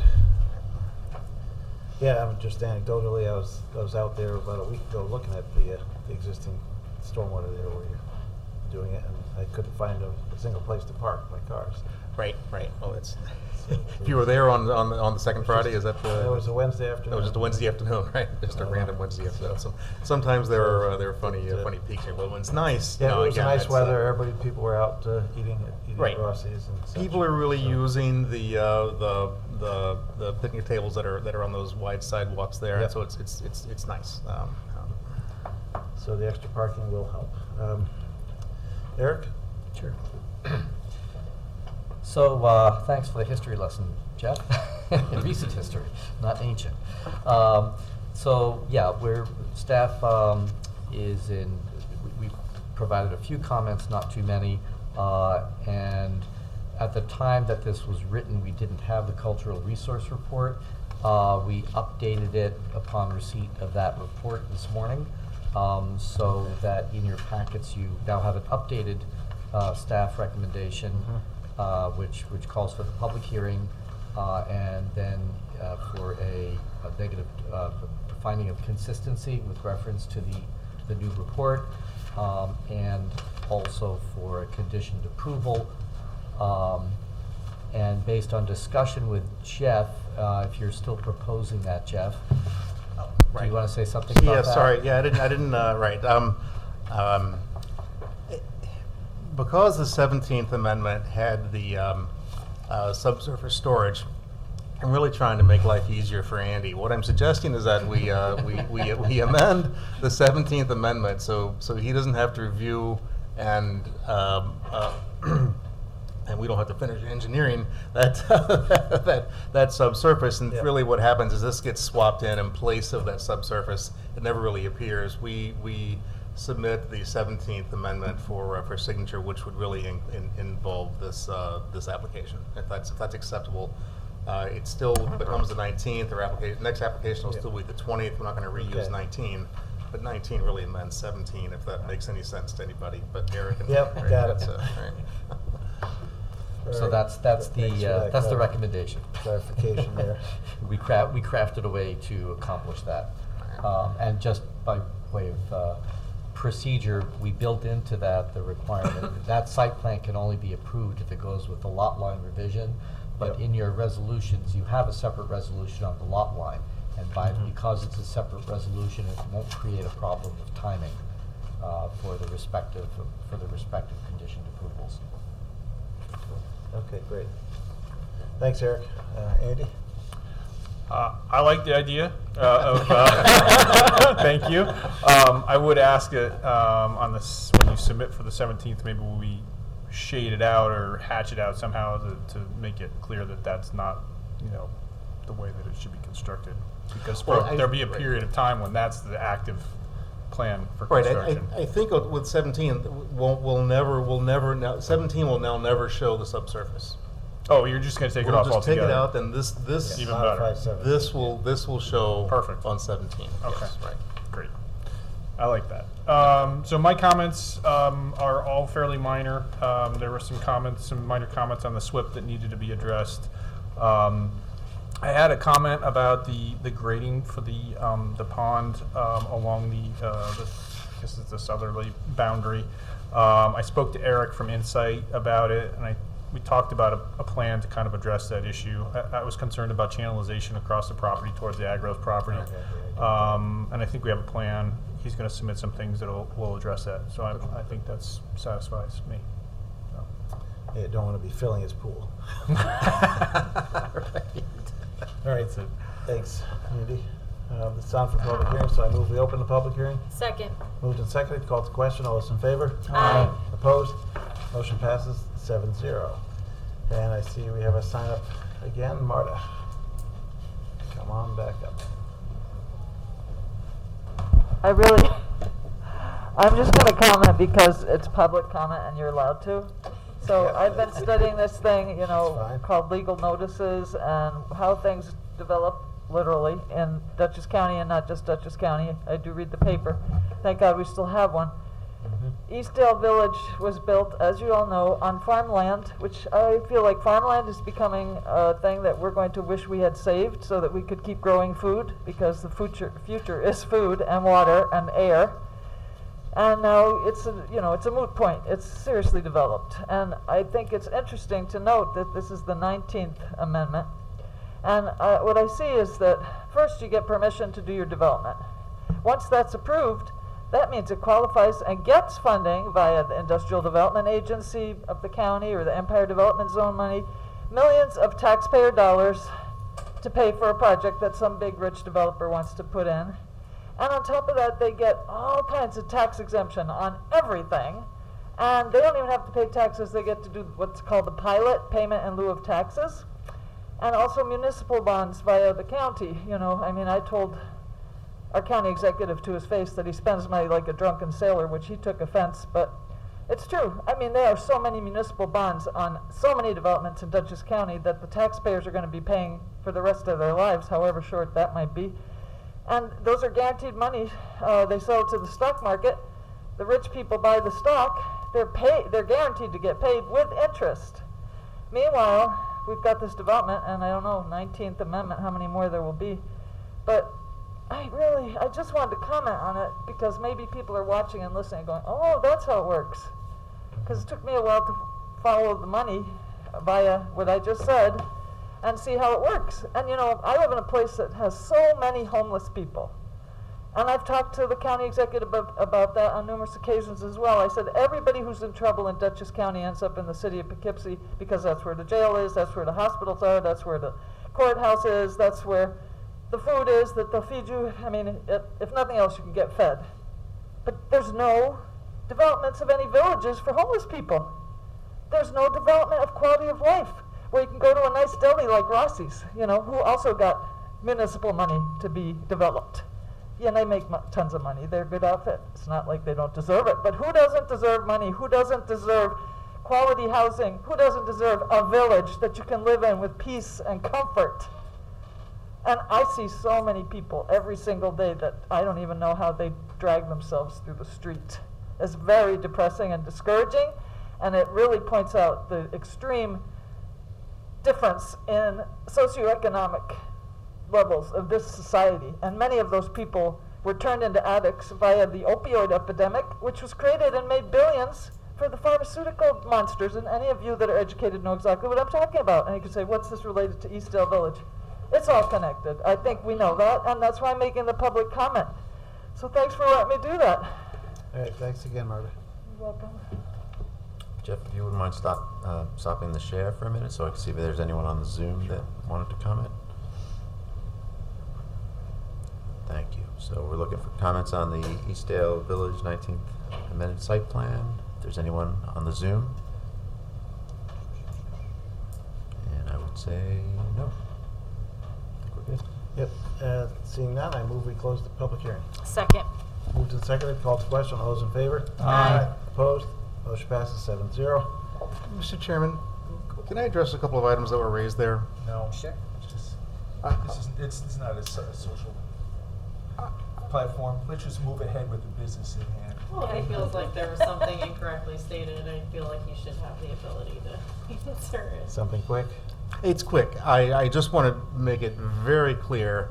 There were no municipal bonds here, despite what was said. There were not taxpayer dollars that are related to the IDA. It is a payment in lieu of taxes on a graduated scale, and again, building 450 apartments isn't nothing towards dealing with some of the housing shortage in the county here. admitted they are not homeless housing, but it's all, again, additional housing. And it's without those pilot payments, you can't build multifamily housing in this county. So that's, again, I just want to make it clear to how this thing works. It is a partnership. So Yeah, thank you the pilot for makes sure you don't pay the full tax rate at the get-go. right, I but guess, it because- does graduate, it does get there, and Yeah. it's a boost to start. A lot of feedback. Something's on. Why is that? Hey, Judge, if you just do that way, the microphone, if you just, so it's not pointed at the ceiling. Yeah. Oh, maybe that's it. Okay. Or the hand mic, is that off? Yeah, it is. Oh. The hand mic, none of the batteries are working. Yeah. Hi. Hi. All right. That's not the cause then. All right, let's go around the board for comment.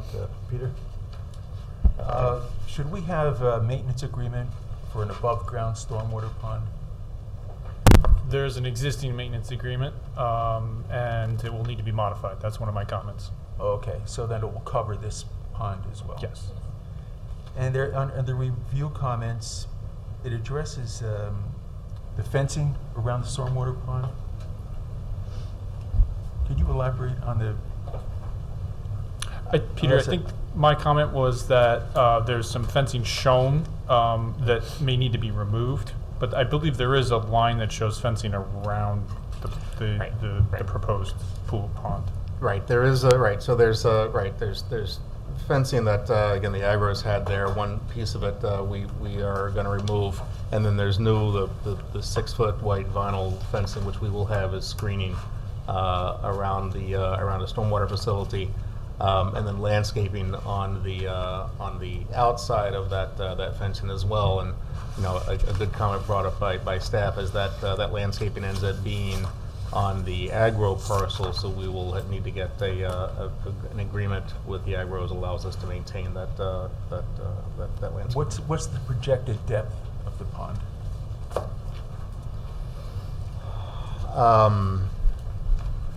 I actually don't have that off the top of my head. It's I mean, would it be pretty similar to the existing? I think it's around 10 feet, but I don't have. Okay. I'm just thinking there are probably there are children in the project. Do you think it would be a good idea to provide some protective fencing around? We absolutely fence it. We have yes, we keep them fenced. Okay, that's my question. Yes. Could you describe the nature of the fencing? It is the existing fences is a split rail with a wire mesh on the inside of it. So that's Okay, that'll, what height? that'll be continued on the. If I can just share again, that'll be.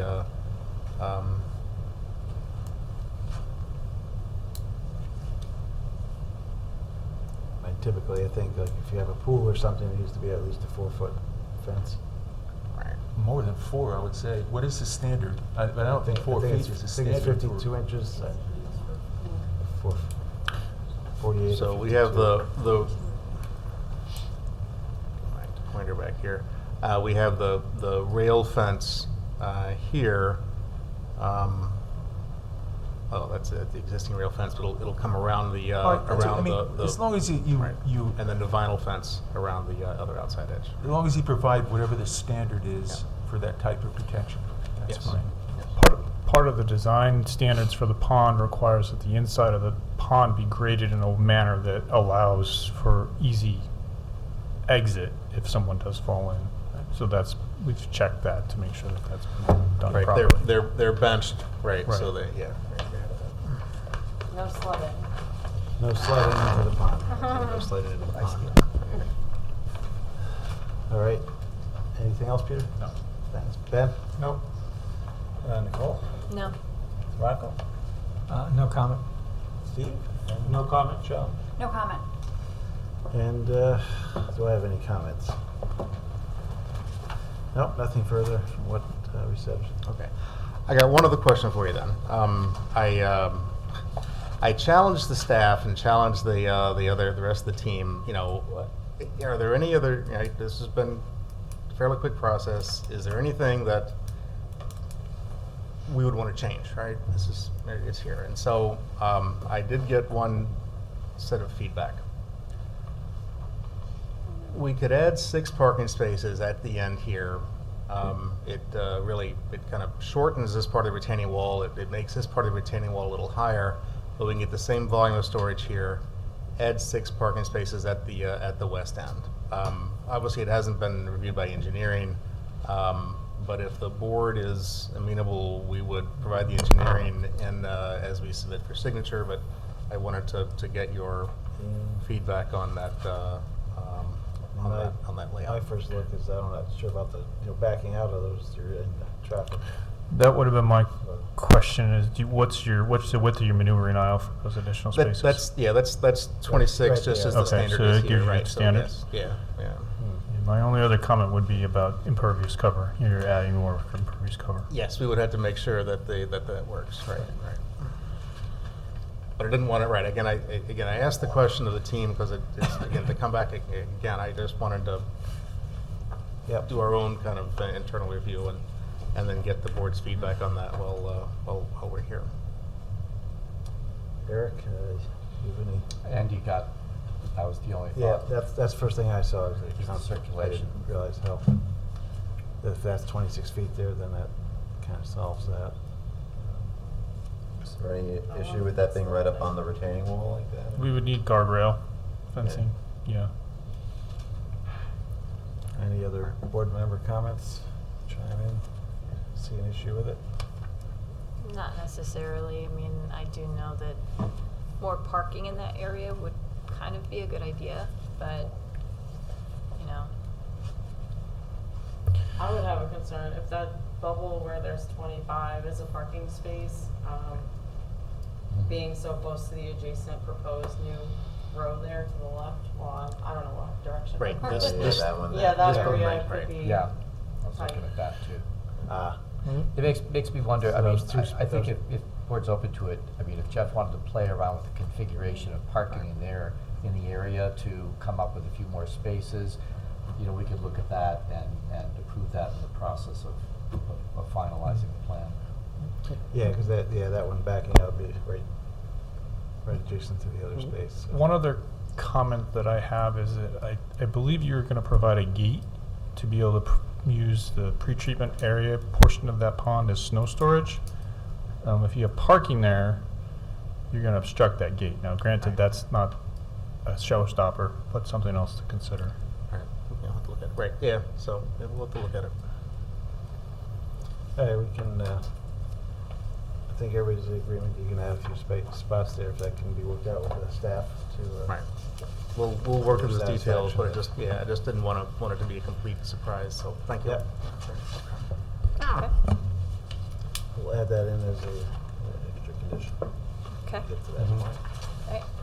I move the planning board find that the Eastdale Village 19th amended site plan and lot line revision application involves incremental changes to the Eastdale Village project of negligible magnitude and scope and that are non-significant and consistent with the previous seeker findings adopted March 15, 2018 and amended September 17, 2020 as modified by the proposed Eastdale Village application received May 25, 2022 as revised through June 16, 2022, inclusive of Phase 1 architectural investigation for the Eastdale Village expansion dated 6/16/22 by Hardigan Associates. Second. It's moved and seconded. Calls to question. All those in favor? Aye. Opposed? Motion passes 7-0. I move the planning board grant conditional amended site plan approval for the Eastdale Village 19th amended site plan inclusive of modifications proposed at this meeting, specifically amending the conditional approval of the 17th amended site plan as conditionally approved on 2/17/2022 and only for stormwater, parking, and related revisions located along the Eastdale Village west side southern boundary near the adjoining Argo and McCaffrey parcels, all other portions of the conditional approval of the 17th amended site plan remaining in full force and effect, and especially conditioned on prior or concurrent Dutchess County Clerk filing of the lot line revision plot for 45 Eastdale Avenue LLC and lands of Charles and Christine Argo conditionally approved of 6/16/2022, subject to the following. Response to the comments of all reviewing departments and agencies, and said responses to be reviewed by the planning department as to adequacy and completeness included but not limited to the following items. You want me to take that out? Yeah, hang on a second. I think I plugged in the new resolution over, I didn't, where did the lot line resolution go? Before I think I would recommend that the board postpone a second in action on that resolution, which is the correct resolution for site plan, but that it first do the lot line revision resolution, which I think got deleted in the course of amending this. If you, You have the old one? it's at the bottom Yeah. of page 3 on the form. Do you want my copy? Which one do you want, the OPR? Item D. Item D, okay. Yeah. I move the planning board grant conditional lot line revision approval valid for 60 days for a lot line alteration between the lands of 45 Eastdale Avenue and the lands of Charles Michael Agro and Christine Agro, and also grant 60-day time extension of said approval from August 15, 2022 forward to October 14, 2022, subject to the following. Respond to comments of the all reviewing departments and agencies, and said responses to be reviewed by the planning department as to adequacy and completeness, inclusive of and not limited to the items in section C. You got it? We're done? Okay, second. Second for lot line. Call to question. All those in favor? Aye. Aye. Opposed? Motion passes. Just to be certain that Andy, you're saying that the above ground water, the pond, is covered by the existing maintenance agreement for the whole project? It will be modified, the existing maintenance agreement will be modified. That's one of my comments, to modify that existing maintenance agreement So too. that's one of the conditions of Yep. approval. Okay. Thanks. Do you want me to reread this one as E? I think you could just reference it. I don't think you need to reread it. You Okay. can just remake that motion and then we'll Okay. call for a second. Reference it and then seek a second. Okay. So, as referenced, Reference to the motion you previously read. I previously read. Do I have a second to that? Second. Okay. Okay, second to grant conditional. Call to question. All those in favor? Aye. Opposed? Motion passes 7-0. Thank you. Thank you. Appreciate it. Oh, I meant, can we add another? This has nothing to do with what we're talking about tonight, but the other day I came from Eastdale Avenue North, going out to 44, and looked across at Eastdale Avenue South, and the way those buildings sit and look, I think it's very impressive. I think it really came out nice. Thank you. You're welcome. Great. The whole project is, but So we could it just just, that caught my eye. I appreciate it very much. Right. And it's nice that the main street's taking shape now on both sides. It's Yeah. it's there. So yeah. It is. Thank you. I think we forgot to mention the parking, Eric. We forgot to mention the parking change, or is that folded in under planning board? It is kind of comments? folded in there. So Yeah, it's in- stormwater, parking. That's one of the comments from tonight. Right. You have a catch-all, Okay, yeah. is what was said Yeah. tonight. Right? Number nine covers the comments. Right. Okay. Yeah. Then we're good. Thank you. Thanks, Jeff.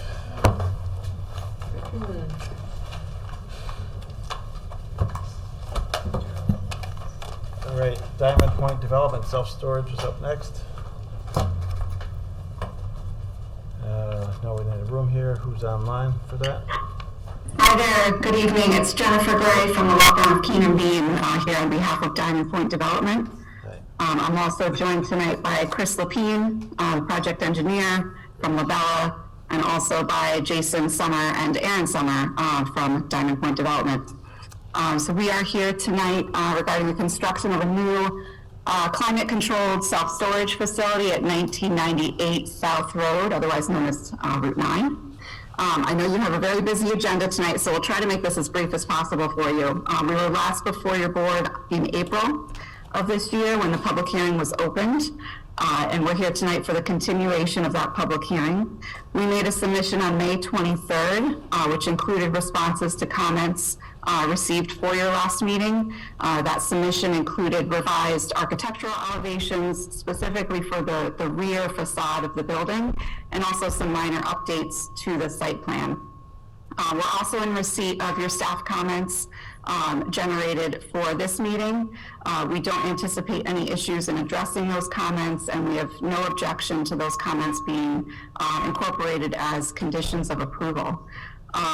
What I'm going to do is I'm going to turn it over to Chris Lapine. He'll walk through some of the minor site plan amendments, site plan adjustments that were made since the last meeting. Okay.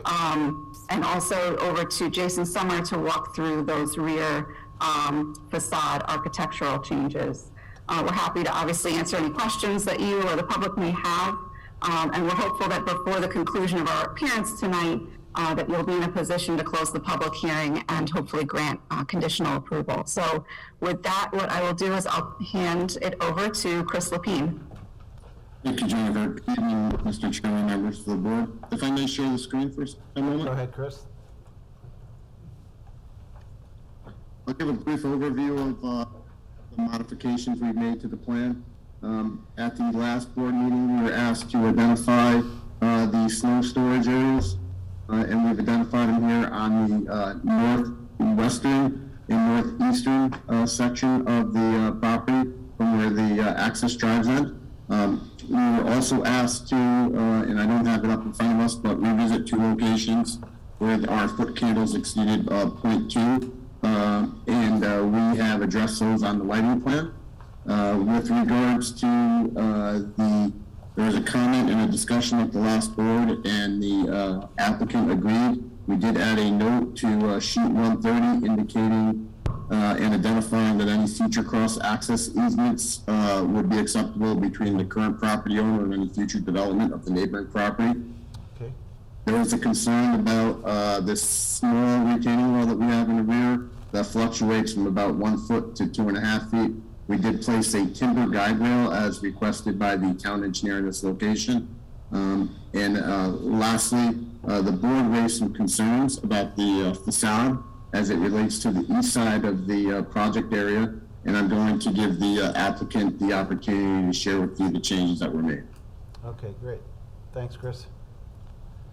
Go ahead. Great, thank you, Mr. Chairman. Great. Thank you, board. This is Jason Summer of Diamond Point Development, 4310 Granby Way, Marietta, Georgia. And yes, I'm proud of the facade and the elevations that you're seeing in front of you on your screen.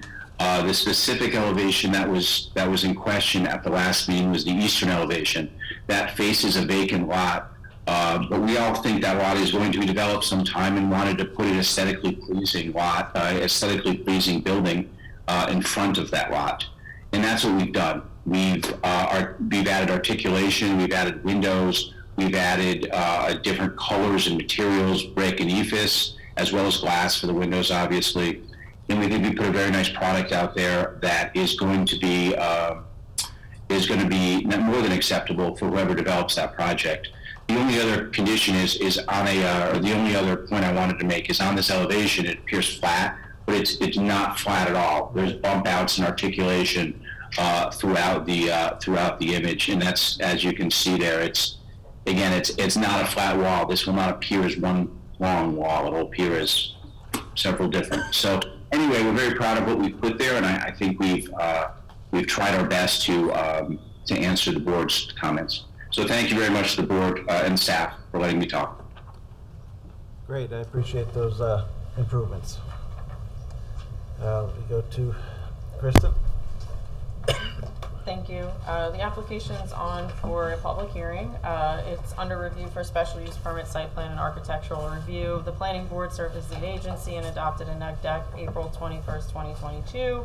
At that time, that enabled the applicant to go to the ZBA and seek out area variances, which they were granted and are now documented as part of my recommendation. I think we'll just have them include a note on the plan set if they haven't already done so, just documenting those area variances that were granted. I just had just a few minor comments, relatively straightforward. Also, just because it is documented in our code, there's a set of designs guidelines specific to warehouse and storage facilities for this particular use. And there were a couple that were essentially not applicable, or just, and they were removed from the list, and then the applicant worked their way down to a couple that just would, in essence, they were seeking for you to grant a waiver for.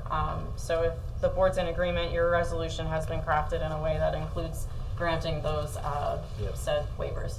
So staff is recommending opening the public hearing, hearing any comments, closing, and adopting a conditional approval this evening, and then you would move on to conducting architectural review. All right, thanks, Kristen. Any last things from you, Randy? The only remaining comments we have are fairly minimal. I really don't have anything else to add. Great, thank you. I move we open a public hearing for this project. Second. Moved and seconded, called to question. All those in favor? Aye. Opposed? Motion passes 7-0. Anyone on the call wish to, or on the Zoom, wish to talk on this project today?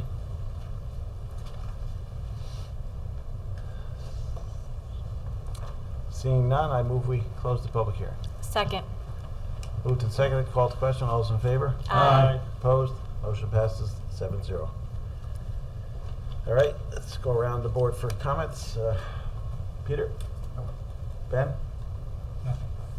Nicole? My only question, I guess it is, not towards the applicant, but you want us to waiver the parking as well as the landscape buffer? Is that what you're looking to do?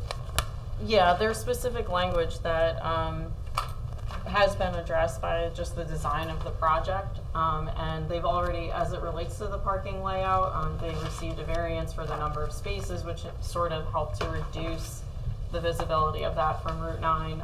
In terms of the landscape buffer, it's adjacent to Route 9 and not a residential property. Exactly. So, yeah. Okay, all right. Yeah, they lost a lot of frontage when they widened Route 9 there Right. a few years back. Well, more than a few now. Okay. Yeah, that was my only question. All right, Rocco, anything? Kristen, a quick comment. Oh, The hot size seat of the signage, is that, I mean, I didn't see any size on there. Would they need a variance on that? So they actually have already, I believe, correct me if I'm wrong, they've received all of the necessary area variances as it would relate to signage, if they even required them for this application. Forgive me, I am reviewing several. No, I don't think, I think that they did not have signage on, right, Jennifer, is that correct? No, we did not require any variances for signage. The signage that's proposed would be, conforming to zoning. Okay. Okay. Okay, great. All right, thank you. And Steve? No comment. John? No comment. All right, I guess my only comment is I appreciate you doing the updated architecture. And I think I mentioned this before, as you you demolish the old building, take a look at what could go to salvage yards, such as the front doors there, or I don't know if they would take the window bars, whatever. I know they spent a lot of money on them when they built that, but Carl is accepting donations. but not to my yard. No, I don't need I guess people look for things like that at salvage yards. So whatever you guys can do. Will do.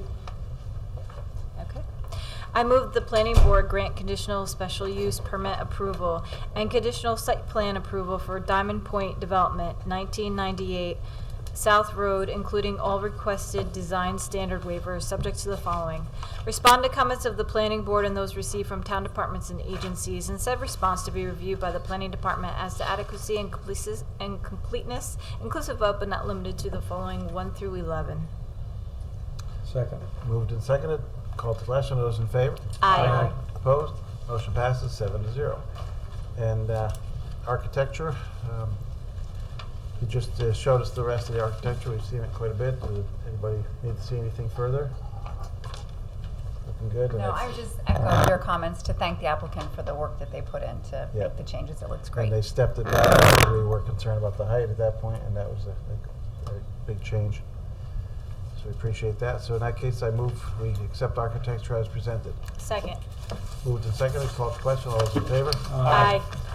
Opposed? Motion passes 7-0. All right. Thank you. Thank you very much, board, for your time tonight. We very much appreciate it. Yep. All right. Good luck with the project. Thank you. You as well. And speaking of storage, next up is storage space on Violet Avenue. Who's on representing the storage space? Good evening. This is Mike Ritchie from Costage Engineering. Also on Shimon Cantor from Store Space. I believe we may have Sabrina and BJ from Store Space as well on the line. Thank you, Mr. Chairman, members of the board. We're here requesting site plan, special use, and architectural approval for the Store Space project on Violet Ave. We've been in front of this board most recently last month to present the revised architectural elevations and renderings. I can share those again with the board just as a reminder. So the elevations, the colors and shape were revised based on comments that were received by this board. And I believe they were received favorably by this board. Some of these changes have resulted in a increased height, and based on discussion with town staff, it's anticipated that if the board were in a position to approve this, that one of the conditions would be that we'd have to go back to the zoning board to get an additional height variance, which I believe is 3 feet over the required or the allowed height. We were, prior to the May planning board meeting, we had received a number of variances from the zoning board, setback and parking variances. And prior to that, the planning board prior to that, we did receive seeker approval from this board. We did receive some comments from town staff and the town engineer. We've reviewed those and we don't have any issue with the comments. We feel that we can work through those. They're technical in nature, and we're hopeful that that's a condition that the board would be willing to put on a potential approval tonight. So with that, I'd be happy to answer any questions the board may have. All right.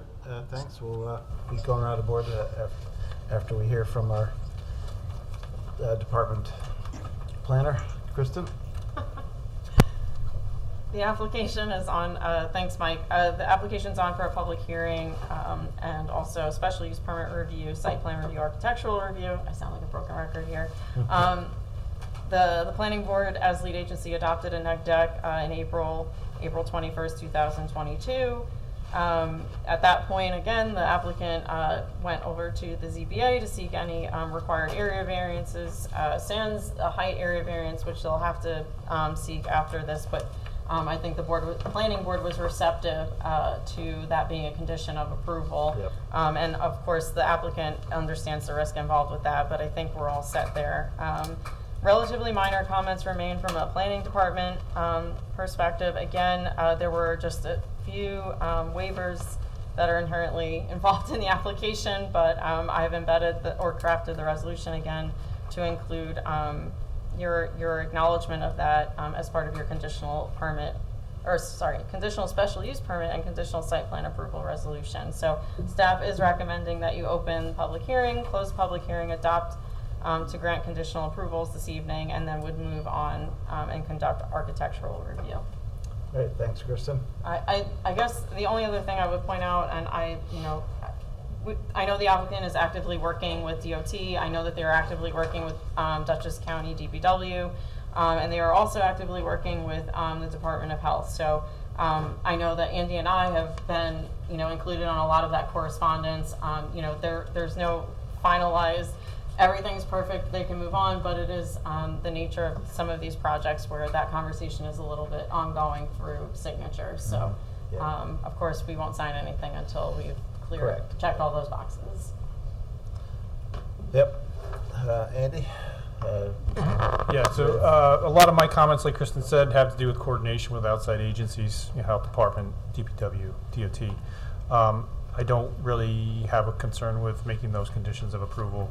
I did see some correspondence from the DPW where I believe they were mostly satisfied with what they've seen. I don't think there were any further issues with that. And then I did have some questions. There's some grading that's really close to the property line on north. Kristen sent an email to Mike Ritchie about giving us a blow-up of that area. As soon as we get that and we can confirm that there's nothing off-site, that'll be fine. We'll be good to go. Yeah, I remember that was a concern you had last time. Yeah. Right, great. Sounds for public hearing, so I move we open the public hearing. Second. Called to question. All those in favor? Aye. Opposed? Motion passes 7-0. Can you unshare your screen? We want to just double check. Yes, yep. There's no one on the Zoom that is looking to comment on this project. Seeing none, I move we close the public hearing. Second. Moved and seconded. Called to question. All those in favor? Aye. Opposed? Motion passes 7-0 again. All right, let's go around the board for a comment. Start with Kristen this time. I mean, Nicole. I'm looking. I know. Was a variance needed for this sign? I don't believe any variances were recorded for the proposed sign application. I can defer to Shimon or Sabrina on that. I believe all signage was within code, though. Okay. The good thing with the two though is they still need a sign permit when they're going to be putting the signs up, and so we do get another crack at it if there's any issue there, but I don't think there was. Okay. That's correct. So the signage, Ms. Kristen, the signage was assigned based on the code allowances, and we are going to be proactive to obtain that permit to be able to have the signage in the building. Okay. All right. Thank you. Rocco? No comment. Steve? No comment. And Joan? No comment. And Ben? No comment. Peter? The screening in certain portions of the site is very important. On your plan schedule, instead of detailing the height of the plantings, for instance, we usually require a 6 to 8 foot height on a new tree. You're using a caliper, 2.5 inch to 3 inch caliper. I don't know how to translate that into building height. Could you help me? Sure. Yeah, and again, I do believe a lot of the evergreen trees are a planting height of I think standard 5 to 6 feet, and then obviously we'll grow from there. We can work with our landscape architects and convert from a caliper size to an installed plant size, a height that is, just to ensure that every plant that's installed initially will have a minimum height that will at least provide for some screening off the bat. And we can provide that so town staff can confirm that it's, a 2-inch caliper doesn't equate to a 24-inch tall shrub or something like that, that the height will be listed on it as well. I would rather see you just straight out convert the caliper size to a minimum of 6 feet. Absolutely. We can absolutely do that. Great, thank you. Yep. All right, thanks, Peter. Yeah, as Peter said, the screening to that neighbor, he came to a couple meetings ago, was important to us, and we'll be looking to make sure the staff looks at that as they go through the final approval stages. All right? Anything else? Nope. No. Okay. I move the planning board grant conditional special use permit approval and conditional site plan approval, including all requested design standard waivers for store space Violet Avenue, subject to the following. Respond to the comments of the planning board and those received from town departments and agencies, and said response to be reviewed by the planning department as to adequacy and completeness, inclusive of but not limited to the following 1 through 12. Second. Moved and seconded. Called to question. All those in favor? Aye. Opposed? Motion passes 7-0. All right, time for architectural review. Thanks for making those modifications that you did last time. Does anybody need to see architecture again this meeting, or should you have it to show up quick? Sure, absolutely. Do you want to see the elevation? Yeah, that'll be the best. Just to remind everyone. Here we go, that's good.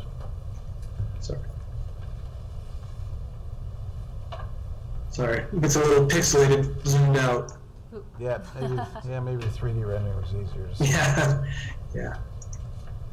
Any comments from anyone on the architecture? They made those modifications for us. It looks good. Improved. One question is the HVAC on the roof or on the ground? I can't remember. I believe the HVAC will be on the roof and it'll be screened. Okay, as long as that's screened. All right, I move we accept architecture as presented. Second. Moved and seconded, called to question. All those in favor? Aye. Opposed? Motion passes 7-0. All right. Thank you very much. Guys, and good luck. Thank you. Thanks for doing that sidewalk along the front. That'd be great. Should we be saying congratulations to Mike too? Congratulations. Thank you. It's been a pleasure working with this board. Thank you very much. Twin boys. Twin boys, right? Oh, twin boys. That's what I was getting. So whoever. I missed it. Apparently he has 2 other boys. Oh my gosh. Oh my goodness, 4. Wow. Marist 51 Fulton. Come on down, John. If you're still awake. Hey, Justin. Long time no see. I was just at Marist for the last 2 days for a conference. Monday, Tuesday, anyway. Yep. Oh, you have to turn it back on. Sorry. Gotta turn you back on. There was some feedback earlier. I turned your mics off. So yeah, Justin Boatwell, Director of Physical Plant at Marist College. And I'm John Andrews with the firm of Rohde, Soika and Andrews. I'm here as the engineering representative to Marist College. Ready? We're here today for a very simple project for us. We are looking to pave a portion of 51 Fulton Street rear and add 71 paved parking spaces. I want to give you first a little bit of context. If you may recall, 51 Fulton Street rear used to be Eastern Metal Recovery. It was recycling, excuse me. It was an interesting place. Marist acquired it a couple years ago and it hasn't quite yet figured out how it fits into their portfolio yet.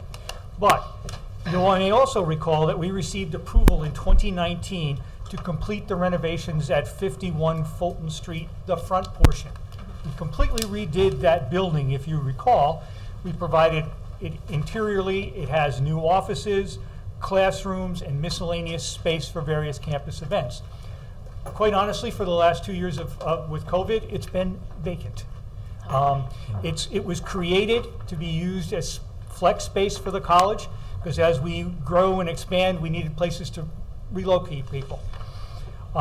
We then received an administrative approval in July of 2020 for this rear parking lot. And if I may, I'll stand up. What we did is we approached town staff, and as part of our COVID preparation protocols, we received approval to clean up Eastern Metal Recycling. We spent a lot of money taking out debris, miscellaneous materials, whatever was there. We cleaned it up. We demolished the old building that was there, scale. We got rid of some of the stuff, and we basically restored it to a level, which what it was for Eastern Metal Recycling, a level parking area. With the assistance of staff and Mr. Learn, we delineated parking spaces using a split rail fence. We added minimal lighting, and we had a very tight control point on the entry. We didn't pave it. We didn't do anything fancy. We just created a temporary parking area. The thought was, depending upon how bad COVID got, Marist might consider allowing students to have cars on site, more students than normal, and we would need a place to park.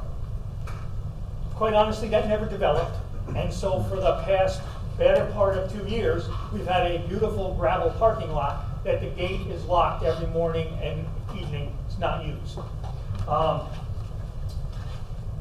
The other thing, as you may recall, we have approvals for reconstruction of the Dyson Center. That is now in the process of starting. Work is actually commencing on the demolition. I think today they started to retire some of the utilities to allow us to demolish that building. In order to do that, we had to have some place to relocate faculty and staff. Faculty and staff have now been relocated to 51 Fulton Street front. If you recall, that was what we disclosed to you in the time we got that approval. At that time, we did not have Eastern Meadow Recycling. So we had 55 parking spaces on that site, and we made some improvements to 57 Fulton and added additional parking spaces there. As part of the Dyson's logistic plan, we are taking out of service 115 parking spaces at Dyson. 32 will remain at the Dyson lot to be available for Fontaine Hall. 115 are being taken out of service and used as the construction staging area and lay down area to allow us to basically build a building in the middle of campus. In looking at things and taking advantage of what we have done, the determination was made that we, rather than try to shoehorn the missing spaces around campus, we had this lot available, and so we would pave the minimum necessary to basically replace what we're losing. Yeah. So we are paving 71 spaces. That brings us to a total of 126 spaces on 51 Fulton Street available for use. Bear in mind, we're taking took 115 out of service, we're bringing 126 back into service. So to us, it's a wash, and we have a place for the professors and students to park. A couple notable things that we're doing. We're leaving the balance of the parking lot. So the entire parking lot, when it's done, could accommodate 165 cars. 71 on pavement, the balance on gravel if necessary. We're improving a walkway. We're relocating that split rail fence, which we think is relatively attractive, and creating a paved walkway. We're adding pedestrian lights, so we're going to funnel people from this lot to 51 Fulton. The main entry, if you've been out there, is on this side where the handicap ramp is, etc. And we're adding a bioretention area. The site kind of never gathers water, except if you've been out there, there's one spot right off the corner, that concrete pad that still exists that always gathers water. So we're going to collect that, throw it into a bioretention. That bioretention area does us a couple other things, because as you made one of your applications this evening, that's part of the new rail trail. Yep. So that'll be running right by our campus. It will be fenced, the county will take care of it, but we kind of wanted to break it up. So by putting that bioretention at the base of the hill up there, we kind of discourage students from kind of taking. Bear in mind, they're college students. They're there to be educated. They're not fully there yet, so we try to make sure we take care of them. And other than that, the lot is going to basically stay there. Now, we have received staff comments. We have received the comments from the engineer, none of which present a problem to us, but there's a couple things I do need to tell you. Neither one of the operations, either the flex space in 51 Fulton or these 71 parking spaces, are the long-term plan for these sites. Quite honestly, that has not yet been developed. So we're not trying to sneak in additional parking. We're trying to do the best we can. We have no intention at this time to merge the lots. They are separate parcels. That facilitates our planning in the future because it allows us to mortgage them and handle the financing differently between the two parcels. So unless and until we have long-term plans, we're going to leave them there. If you were out there, you know there's a pretty substantial gate there and it's kind of narrow. We're taking that out and widening it up. We're not putting any restrictions there now. We may be at the end of construction when everybody moves back to Dyson, we may end up restricting access to this lot. We don't know yet. But right now, the key thing for us is to keep it wide open. There's no buildings on this parcel. There's no anything. All the facilities, refuse, everything is handled at 51 and in conjunction with 57. So this is basically a temporary measure to replace the lost parking spaces. We did the bulk of the work. If you're out there, it's a gravel surface. It's about 6 inches of item 4. All we got to do is kind of clean the surface and actually pave it. We're going to leave the fence because we think it's attractive. We think it adds to helping delineate the parking space. We're not going to restrict any access. That's why we have the gravel pads coming off the asphalt, so to kind of reduce tracking. So it's going to be a fully usable lot, but we expect the only people that will use it will be at 51, because they're going to be the ones that are permitted to use it. And it'll primarily be faculty and staff, and we want to take care of them, make sure they have proper paving and proper surface to get to their offices. And that's the gist of our project. All right, thanks, John. Go to, who's this one? Kristen. So, thank you. The application is on for a public hearing.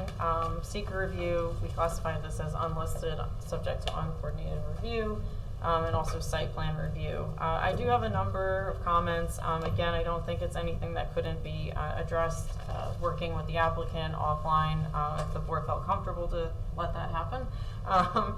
Otherwise, we'd be recommending that you open the public hearing, close the public hearing, adopt seeker, and adopt a conditional site plan approval at this time.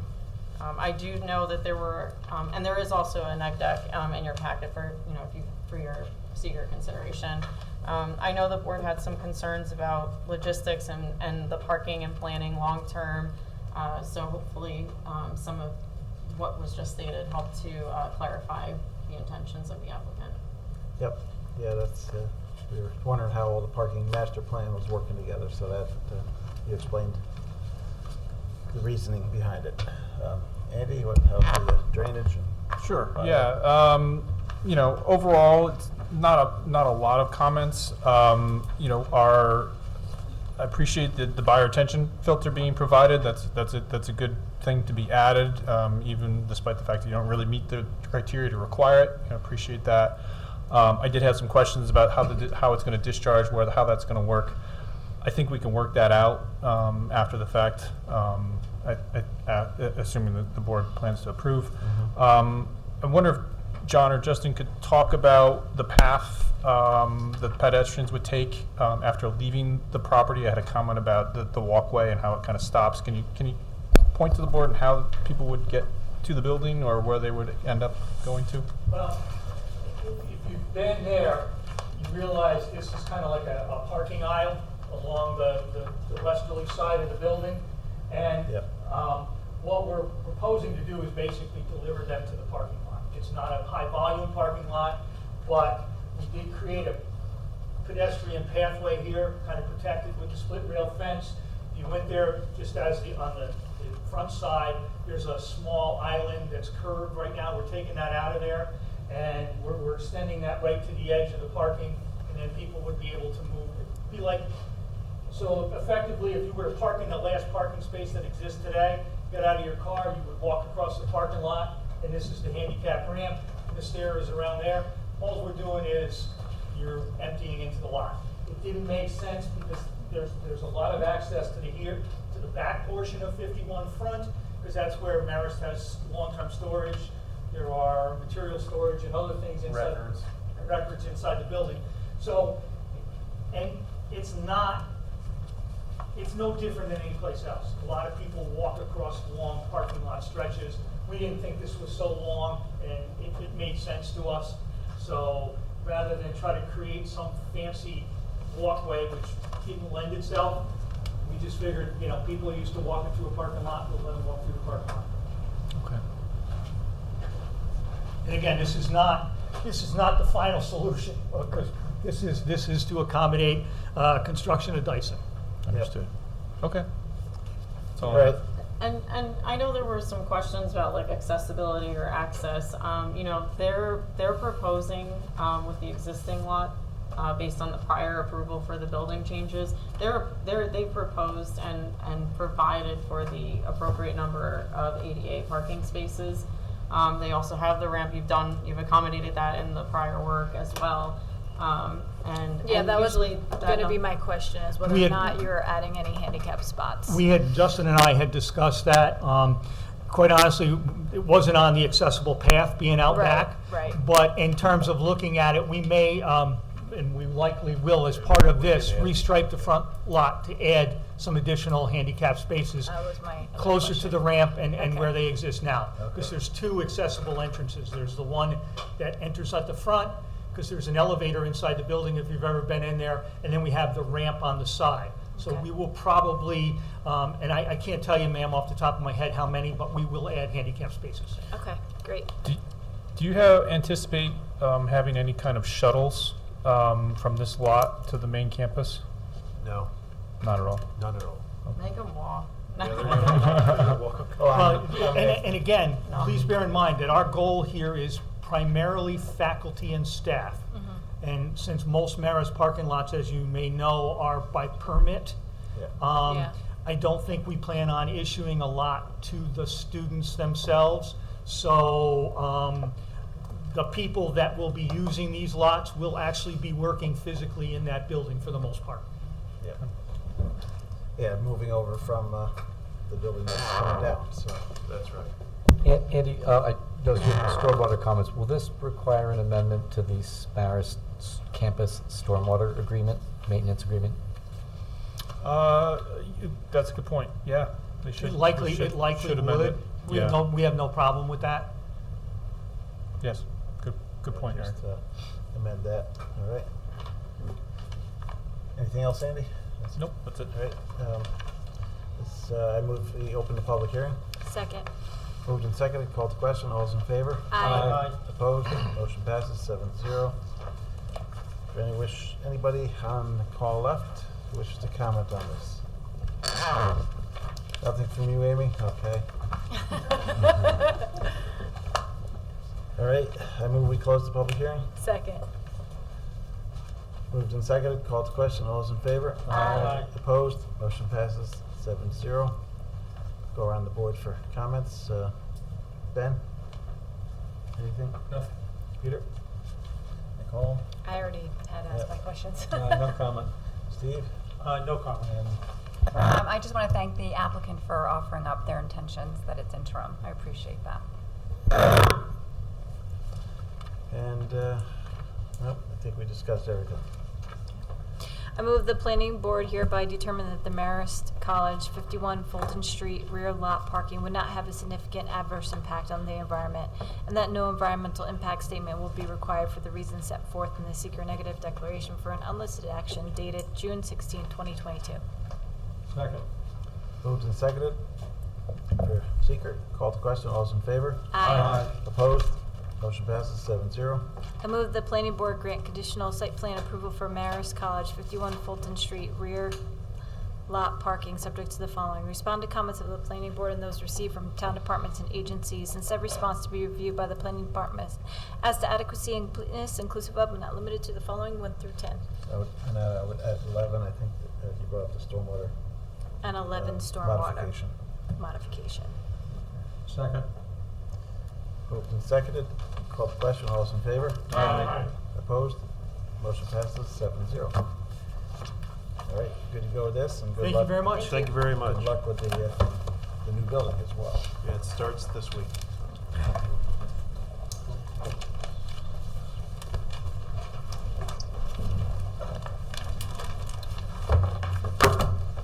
All right, let's see, lot number 19 is back. Amy, I see you're on. It's Amy representing the Woodsy subdivision. It's a proposed subdivision of an existing lot number 19 on the plan set that was submitted. There's an existing house that is currently on a septic system that will be connected to the sewer system. The 3 new lots 19A, B, and C, will also all be connected to the sewer system. After the submission, we had an internal technical meeting, and there were some changes made to the plan set that was submitted to the board, but the changes are minor.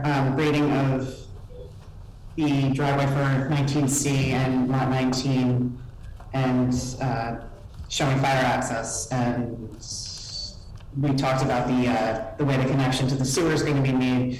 There's a tree conservation easement that's going to be bored under so that we don't disturb any existing trees. That'll make the connection for lot 19C. And I think that's about it. Yep. For what was. Been here a few times, glad to see you finally figured out the sewer issue. Yeah. So lot 19C will be connected, obviously, when the house is constructed, but lot 19 is going to connect in the immediate future to the sewer system. That's going to require town board approval, obviously, but also there's an application for a variance for the existing barn being too close to the side yard. That was made last week. All right. To the ZBA. Okay, thanks, Amy. Eric? There's a major subdivision on for seeker review and potentially a conditioned approval and public hearing. And the staff is recommending that the board hold the public hearing and consider moving ahead with the seeker determination and excuse me, and the conditioned approval. Yeah, the remaining issues seem to have been pretty well resolved, subject to comment. Sewer issue was probably the stickiest. There will be some notes on the plan regarding the connection of the existing house to manage that. The encroachment issue was resolved. I went out there with water and engineering last week. They've all been removed, so that worked well. And they discussed placing some monuments along the lot line to permanently mark the boundary. I think that was pretty much it. Yeah, and Amy mentioned there's conditions will include comments for some changes, both in planning and engineering comments. The changes that will be made. We got it was too late to submit, to run those plans around to departments. They were, because we already had comments on what we received, so. All right. Go ahead. Thanks. Andy? And I have to compliment Amy on coming up with a great boring solution for the trees. Thanks, Eric. I don't really have anything else to add. You know, we resolved the sewer issue, resolved the encroachment issue. Yeah. No other comments. It's not that boring. Let's see. Let's go to, I move we open the public hearing. Second. Moved and seconded, called to question. All those in favor? Aye. Opposed? Motion passes 7-0. Anyone wish to comment on this? Seeing none, I move we close the public hearing. Second. Moved and seconded, called to question. All those in favor? Aye. Opposed? Motion passes 7-0. Just want to see Carol still on. Did you have any comments, Carol, on boring under the trees? No, we're all set. It's only a few trees, and Andy had confirmed that they're looking at 6 feet under at least. So long as there's not a taproot, so if you can stay, off of directly beneath the tree, which I'm sure you're going to anyway. We're all set. Okay, thanks, Carol. That sounds good. Won't hurt the trees then. All right, let's go around the board quick for comments. We'll start with Nicole. Carol, were there any issues with any landing turtles in this area? It's within the top of the hill is within the zone of investigation for not investigation, but for concern for Blandings turtles. Turtles are on the other side of Van Wagner Road. Everything north of the, upgrading of this, which would be west, has been significantly developed, and there was no concern for those sites. Again, we're really at the very limit, and going through a lot of lawns and roadways to get to this site. So no, I think we're fine on here. There was a comment, I believe it's on the planning board, that they're going to just do the distribution of the, should you find a Blandings turtle, what to do, the encounter sheet. I believe that's on the plans. So we're good with this one. Okay, thanks. Anything else? No. Rocco? No comment. Steve? No comment. Joan? No comment. Peter? Ben? No comment. And nothing left from me either. We've been here a few times and I think we got everything resolved. Thanks. Okay. I move the planning board determine that the proposed Wiltsey Estates Lot 19 subdivision application would not have a significant adverse impact on the environment, and that no environmental impact statement will be required for reasons set forth in the seeker negative declaration for an unlisted action dated June 16, 2022. Second. Moved and seconded for seeker. Called to question. All those in favor? Aye. Opposed? Motion passes 7-0. I move the planning board determine that a suitable park or parks of adequate size cannot be properly located as part of the Wiltsey Estates Lot 19 subdivision application, and therefore a fee in lieu of recreation land shall be required in an amount as established by the town board. Second. Moved and seconded for rec fee. Called to question. All those in favor? Aye. Opposed? Motion passes 7-0. I move that the planning board grant conditional preliminary major subdivision approval subject to the following conditions. Respond to comments of the planning board and those received from town departments and agencies, and said response to be reviewed by the planning department as to adequacy and completeness inclusive of, but not limited to, the following 1 through 10. Second. Moved and seconded, grant conditional. Called to question. All those in favor? Aye. Opposed? Motion passes 7-0. All right, you're good to go, Amy. Thank you, everything. Thank you. Thanks, take care, thanks for hanging in there. Hey, we have a few adjournments. 8 Tucker Drive. I move we adjourn the public hearing to July 21st, 2022. Second. Moved and seconded, called to question. All those in favor? Aye. Opposed? Motion passes 7-0. 511 Height Avenue. I move that the planning board adjourn the public hearing to July 21st, 2022. Second. Moved and seconded, called to question. All those in favor? Aye. Opposed? Motion passes 7-0. Arlington Farms, Malabar. I move the public hearing be adjourned to July 21st, 2022. Second. Moved and seconded, called to question. All those in favor? Aye. Opposed? Motion passes 7-0. This time I move we allow public comment on any other items on tonight's agenda. Second. Moved and seconded, called to question. All those in favor? Aye. Opposed? Motion passes 7-0. Anyone left on the call wish to comment on any other items? Kelly probably wants to comment on Storage Depot, but we'll hold off. All right, I move we... Yes, I have a couple of questions. Oh, someone is on. Thank you. I'll be very quick. Okay, well, one is, I think the tattoo parlor was on for, what was it, architectural review? No, Planning board review? it's on for a zoning amendment to allow it in the Red Oaks Mill District.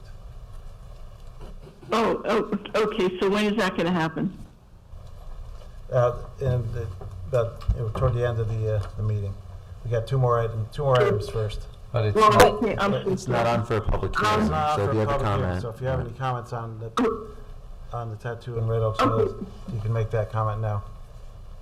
Oh, I can. Okay, having to do with the tattoo parlor? Yes? Yes. Okay, so, that tattoo parlor, I'm just questioning whether, the age of the customer is something that is, controlled. If there's a particular age of, how old someone can be to come in and get a tattoo, number one. And number two is, I do see the form that was completed.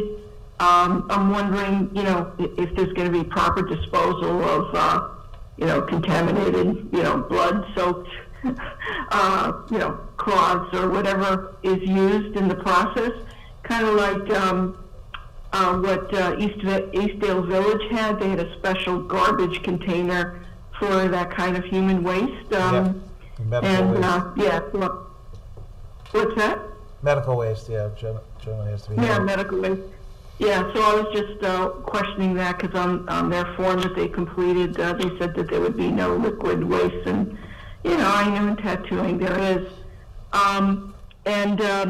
Whether the board was going to take my request to have the posted warnings, the FDA warnings that are found on the FDA website about tattoos, and that maybe should be posted clearly within the business, so that people could look to that and make their own decisions, but that there should be a posted warning, in my opinion, for informed consent.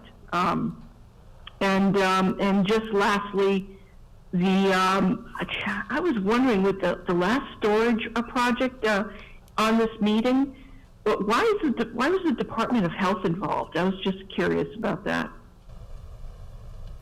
Right, I mean, they need to be involved generally for water sewer type of things. They need to be involved in pretty much every proposal. When someone's that's building a every building, yeah. Okay, that's every storage. No, it would be every building that someone was going to build.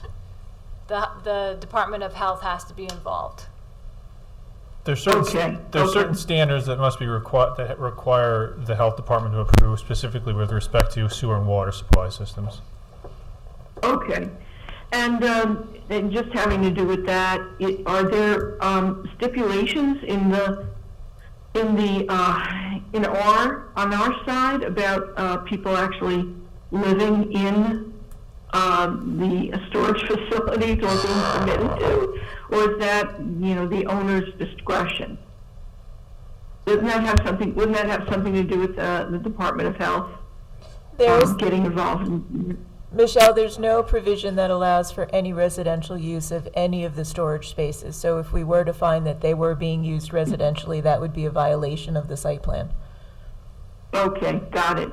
And that was it. That concludes that. So, I do hope that in terms of the tattoo parlors, that there is some kind of posted FDA warning, and that the age of the customer needs to be, that I would hope that it would be 17 or older or something like that, because sometimes these things go sideways, and when parents don't know that their child went through something like this, and then they have some kind of a reaction, they need to know, because the parents are involved in caring for the children, and so that concerned me.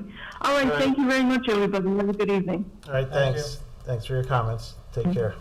Thank you. Anyone else wish to comment? Seeing none, I move we resume the meeting. Second. Moved and seconded, called to question. All those in favor? Aye. Opposed? Motion passes 7-0. Next up is Storage Depot expansion. I see Kelly ready to go here. Yes, thank you, Mr. Chairman. Kelly Label with KRC Planning. I know it's very late. We're almost done. I'll do this as quickly as I possibly can. So this is, I think, the fourth storage application that's on the agenda for tonight. At least. Not all ours, but so this is an expansion of the existing storage depot facility. And no wetlands here. Excuse me? No wetlands. No wetlands. No wetlands. Let me just start this so you can see it. This is the location. So it's predominantly like the Page Industrial Park. This is Route 55. This is Storage Depot. This is the rail trail. This little building is Dutchess County Water and Wastewater, like a water treatment area for them. And then there's a parking lot back here. Most people know this parking lot, if you go through there, is like the motorcycle training area. They do motorcycle training here. So that's the lot that we're talking about. It's kind of a blow up.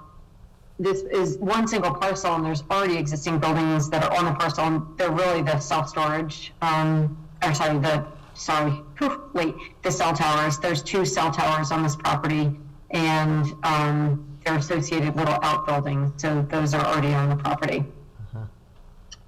We introduced this to the planning board.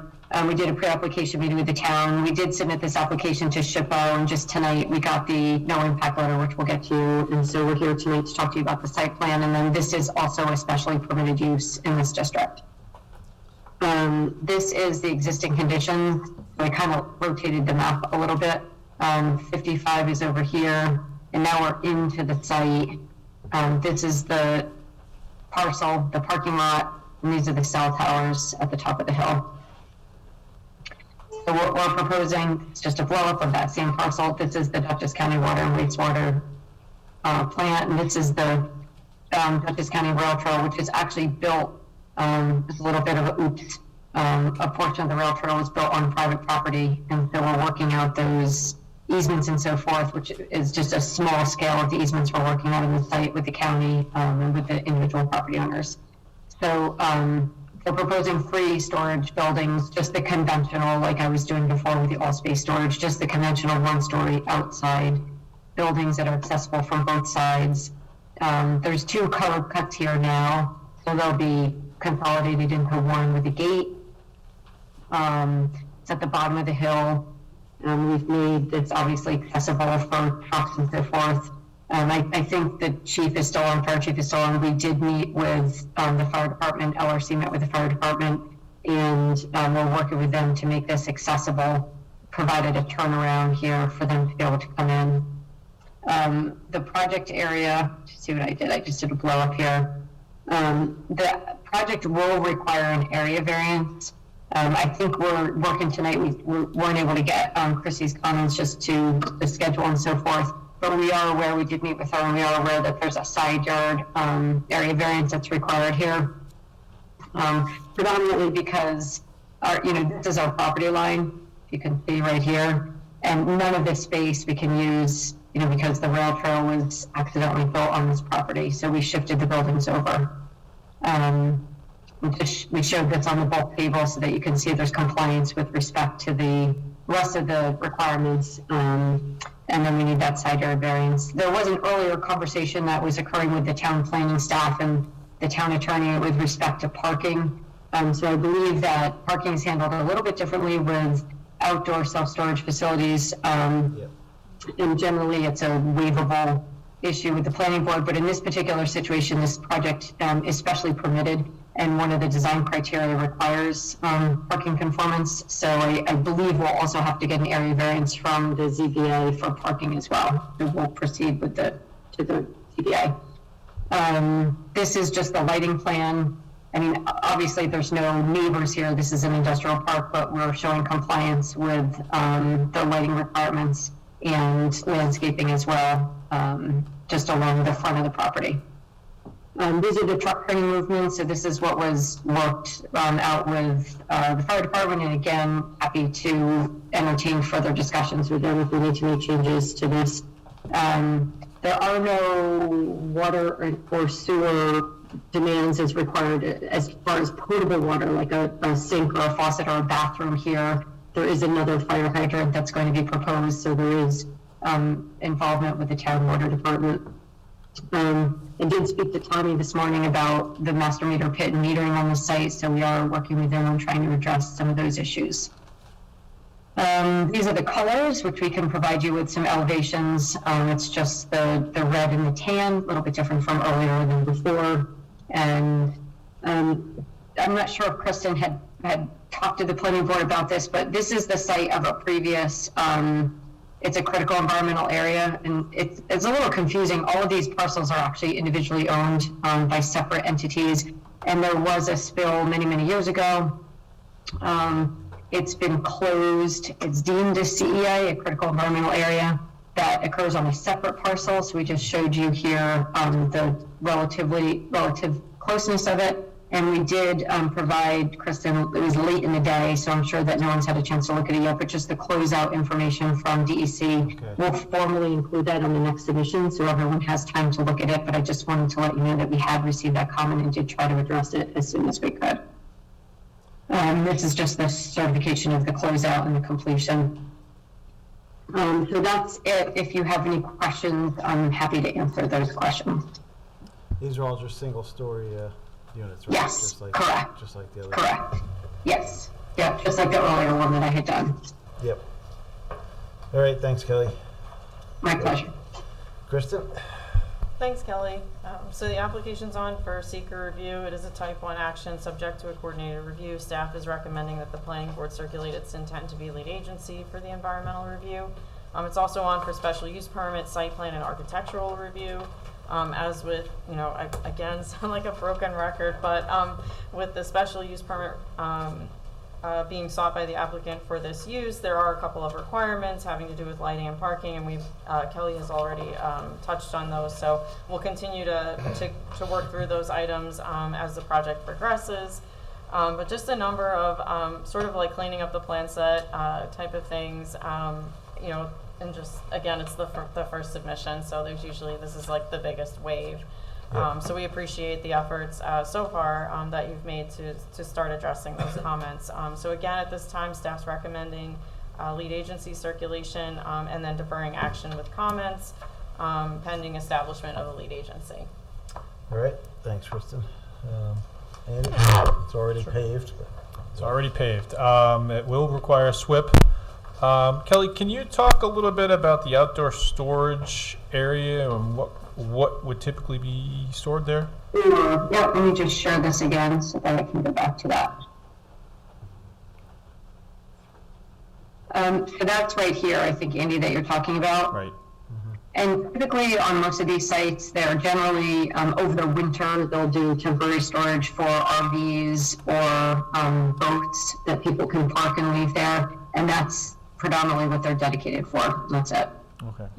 So something that we'll need to kind of look at a little closely with that with respect to the SWIP is that if that outdoor storage area is a storage of vehicles, it could potentially be a hotspot area under the stormwater regulations, which would be require some additional, well, it would either prohibit or require additional treatment in order to allow stormwater to be infiltrated.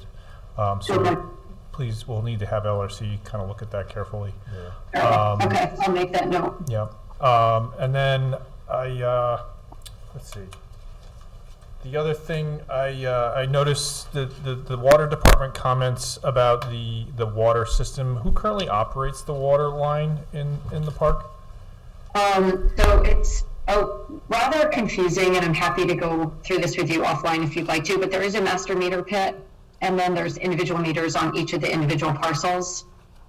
So I know what your next question is going to be, and I can certainly talk to you offline about what we're working on with Tommy and with, we're working with Dutchess County Public Works, Dutchess County Water, Wastewater, and the town on this. Okay, because you're right. Because as you know, when there's multiple parcels served by a single water line, it has to be operated by a transportation corporation, or it has to be municipally owned, right? Okay. Yep, so we're working with the town on that. Okay. Yes, yes. Thank you. I sound like a broken record at times, I'm sure. Well, there's a lot of, I guess I'm nodding. There's so many, there's a lot of easements. This sort of reminds me years ago of when we took Boardman Road and we kind of broke it up. There are a lot of easements that you just don't think about when you start to work on creating different agreements and so forth. And this property has continued for many years in this current fashion. So it's been about a year and a half with heavily involvement with water and wastewater, Dutchess County Water and Wastewater, and Dutchess County because of the rail trail and some of the encumbrances. Sure. So we're close to the end of trying to have most of these unraveled. Okay, great. Thank you. That's all I have. All right, thanks. Mr. Chairman, if I may jump back in, I just thought that I would, I wanted to point out that under site plan review, I did include an italicized note. Sorry, it's late. And just for the applicant's benefit, if the planning board, I'm encouraging you to discuss the layout of the site at this meeting, because we don't want to, get into another meeting or have another month or so go by, and then ultimately you're unhappy with the layout of the site because something else comes up that we haven't thought of. Yeah. So, again, just it's not necessarily saying like the proposal doesn't work. It's just this would be the time to raise those concerns. Yeah. That's it. All right, thanks, Kristen. Yeah, we'll go around the board for comment. Start with Peter. Nothing, Ben? Do you have any comments, Ben? Sorry. No. All right. Joan? No, I don't think I do. Thank you. All right. Steve? Anything? Kelly, how do you get access into the facility? How will access be?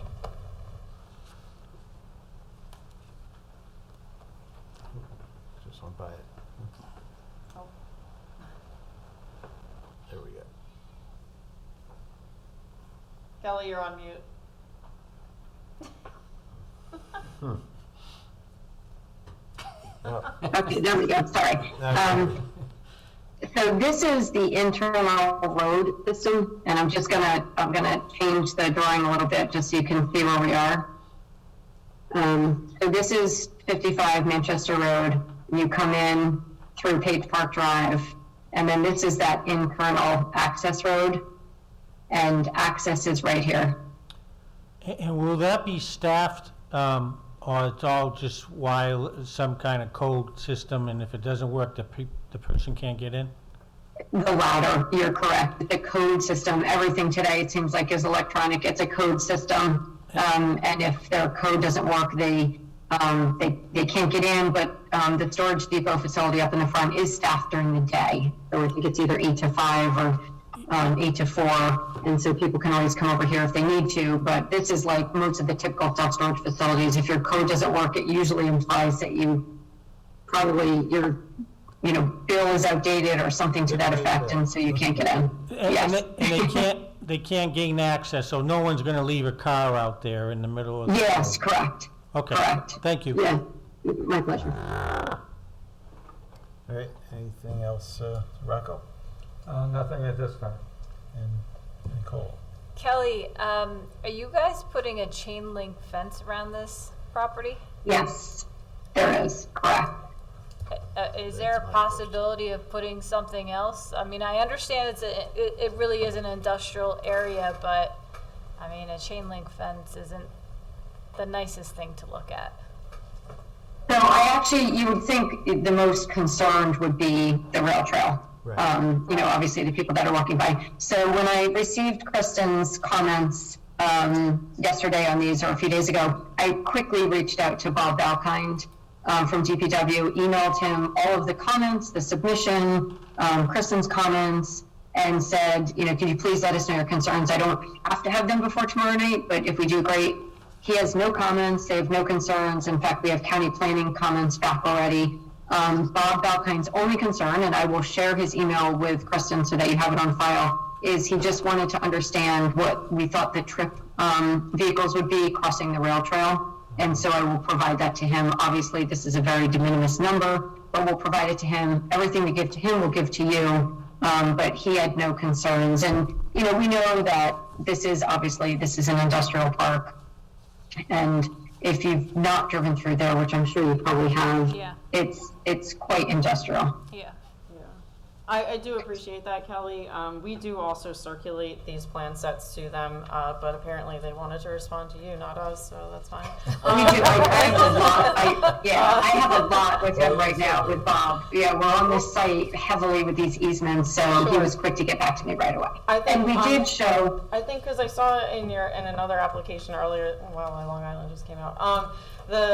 In another application for another facility this evening, I think you have, it's not just like is it a black painted like chain link fence? Like can you just give us a detail for that? Yeah, usually what we do is the black vinyl coated fences. We just like them better because they appear and present better. So we could certainly do that here. We do have all evergreens in the front. Even though I don't think they're required, we did put all the evergreens here. And in this small area here where we do have some room, again, we're wholly on our property, but next to the rail trail, we have some evergreen planted there.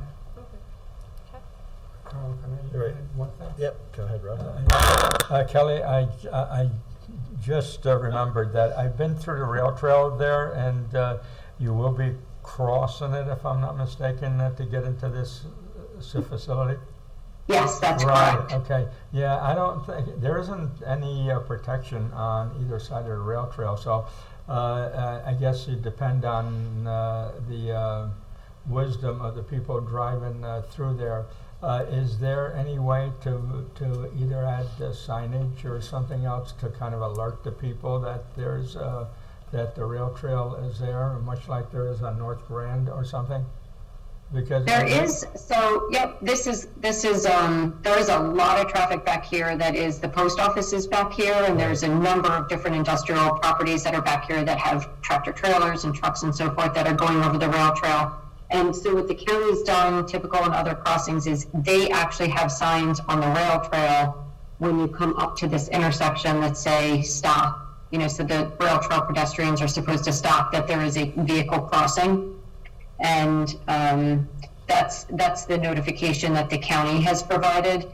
I have no problem if we want to put signs up. The amount of cars that this will introduce versus the existing vehicles that cross this is very small. But I will check and see if there's a sign there that says, pedestrian crossing caution. And if not, we can certainly add those on both sides of that area. All right, And yeah, so I we- understand all that, and it's signage certainly helps out, but I've also have noticed the times I've been on there that the people, especially who are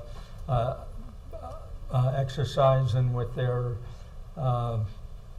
racer bicycles, I don't know the term, but they, when they hit a flat area, they like to speed up a lot, so it's, They do. you know, they're going fast, the cars are going fast, and they may not be paying attention even though they should be. Yes, so I'll look and see if there's signage there.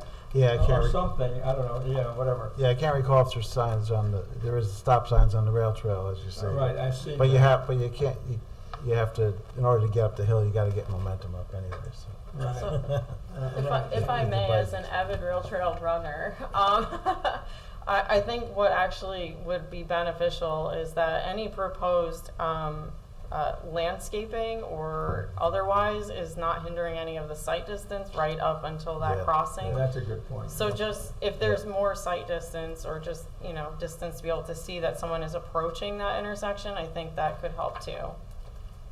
Yep, that's a good point. Yes. Don't need any line of sight issues introduced. Yeah, I think the intersection is here, further down. I had a blow up of the, here it is. There it is. So this is kind of our corner. Again, so this is the rail trail, and this is the corner. So the crossing is right over here, kind of off of the map. Yep. So if we introduced any landscaping, there is a tree here now. I don't think it would affect the sight distance. The only other landscaping that we're proposing is in the back here. As you start to, if you know the trail, you start to go kind of like into the woods right there. Yeah, that's It's like a little bit of an incline. Yeah. That's heading back up the hill there, yes. Yes, correct. So I don't think this, I appreciate your comment, Kristen. I think there's a tree here now. So I think we're far enough away from that. And I think it's just something we might want to look at and when we get a little bit, you know, because there is the fence going in and then some of those trees, because if a driver is leaving the industrial park, it could be beneficial. I'm not saying don't propose trees, but maybe we'll take a look at it. You know, Kelly, Go ahead. sorry, maybe what would make sense is to actually show sight distance triangles like we would for a driveway, you know, that might. Yeah, I might can do make that, and I sense. can show photos too. We're so far off, I just want to go back to, I think we're kind of losing perspective of where we are. The crossing is further down from the corner. Yeah, we're so far away from, you know, this is the crossing right here for the rail trail, and right now there's so many cars and trucks that come through here that we're sort of like a nothing amount of cars that we're contributing.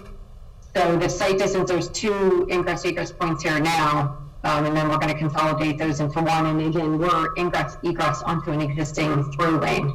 Yep. Okay. All right. Sounds pretty good. All right, thank you. I mean, my comments are, you know, the fence material I was concerned about, but I guess the black coated is the best. And that's 6 feet high. Yes, correct. There's no barbed wire or anything on top of it. No. Okay. So how it looks from the rail trail was a concern, but the only other question is where the motorcycle's going to practice. Yeah, we're talking to them now to figure out if there's another location on the property that we can relocate them. I mean, they definitely provide a great service. So we're working with them now to see where we can relocate them. Yep. All right. Carl, I have one question. Yep, Kelly, go ahead, I don't Ben. see anything for snow storage. Yeah, I don't know if they had it on here. Well, I'll make sure that's shown. Yeah, that's a good point. You can't use up every inch of pavement with other things. So. Sure. Okay. Did Peter have anything? Peter? No. Yeah, didn't think so. I move the planning board declare its intent to be lead agency to coordinate the environmental review of the proposed projects as a type 1 action and authorize the planning department circulation of a notice of said intent dated June 16, 2022, a copy of the EAF and a copy of the application to the identified interested and involved agencies. Moved and seconded for lead agency. Called to question. All those in favor? Aye. Opposed? Motion passes 7-0. I move the planning board defer further action on this application pending establishment of lead agency and direct the applicant to respond to comments in writing of the planning board and those received from town departments and agencies included but not limited to the following 1 through 14. Second.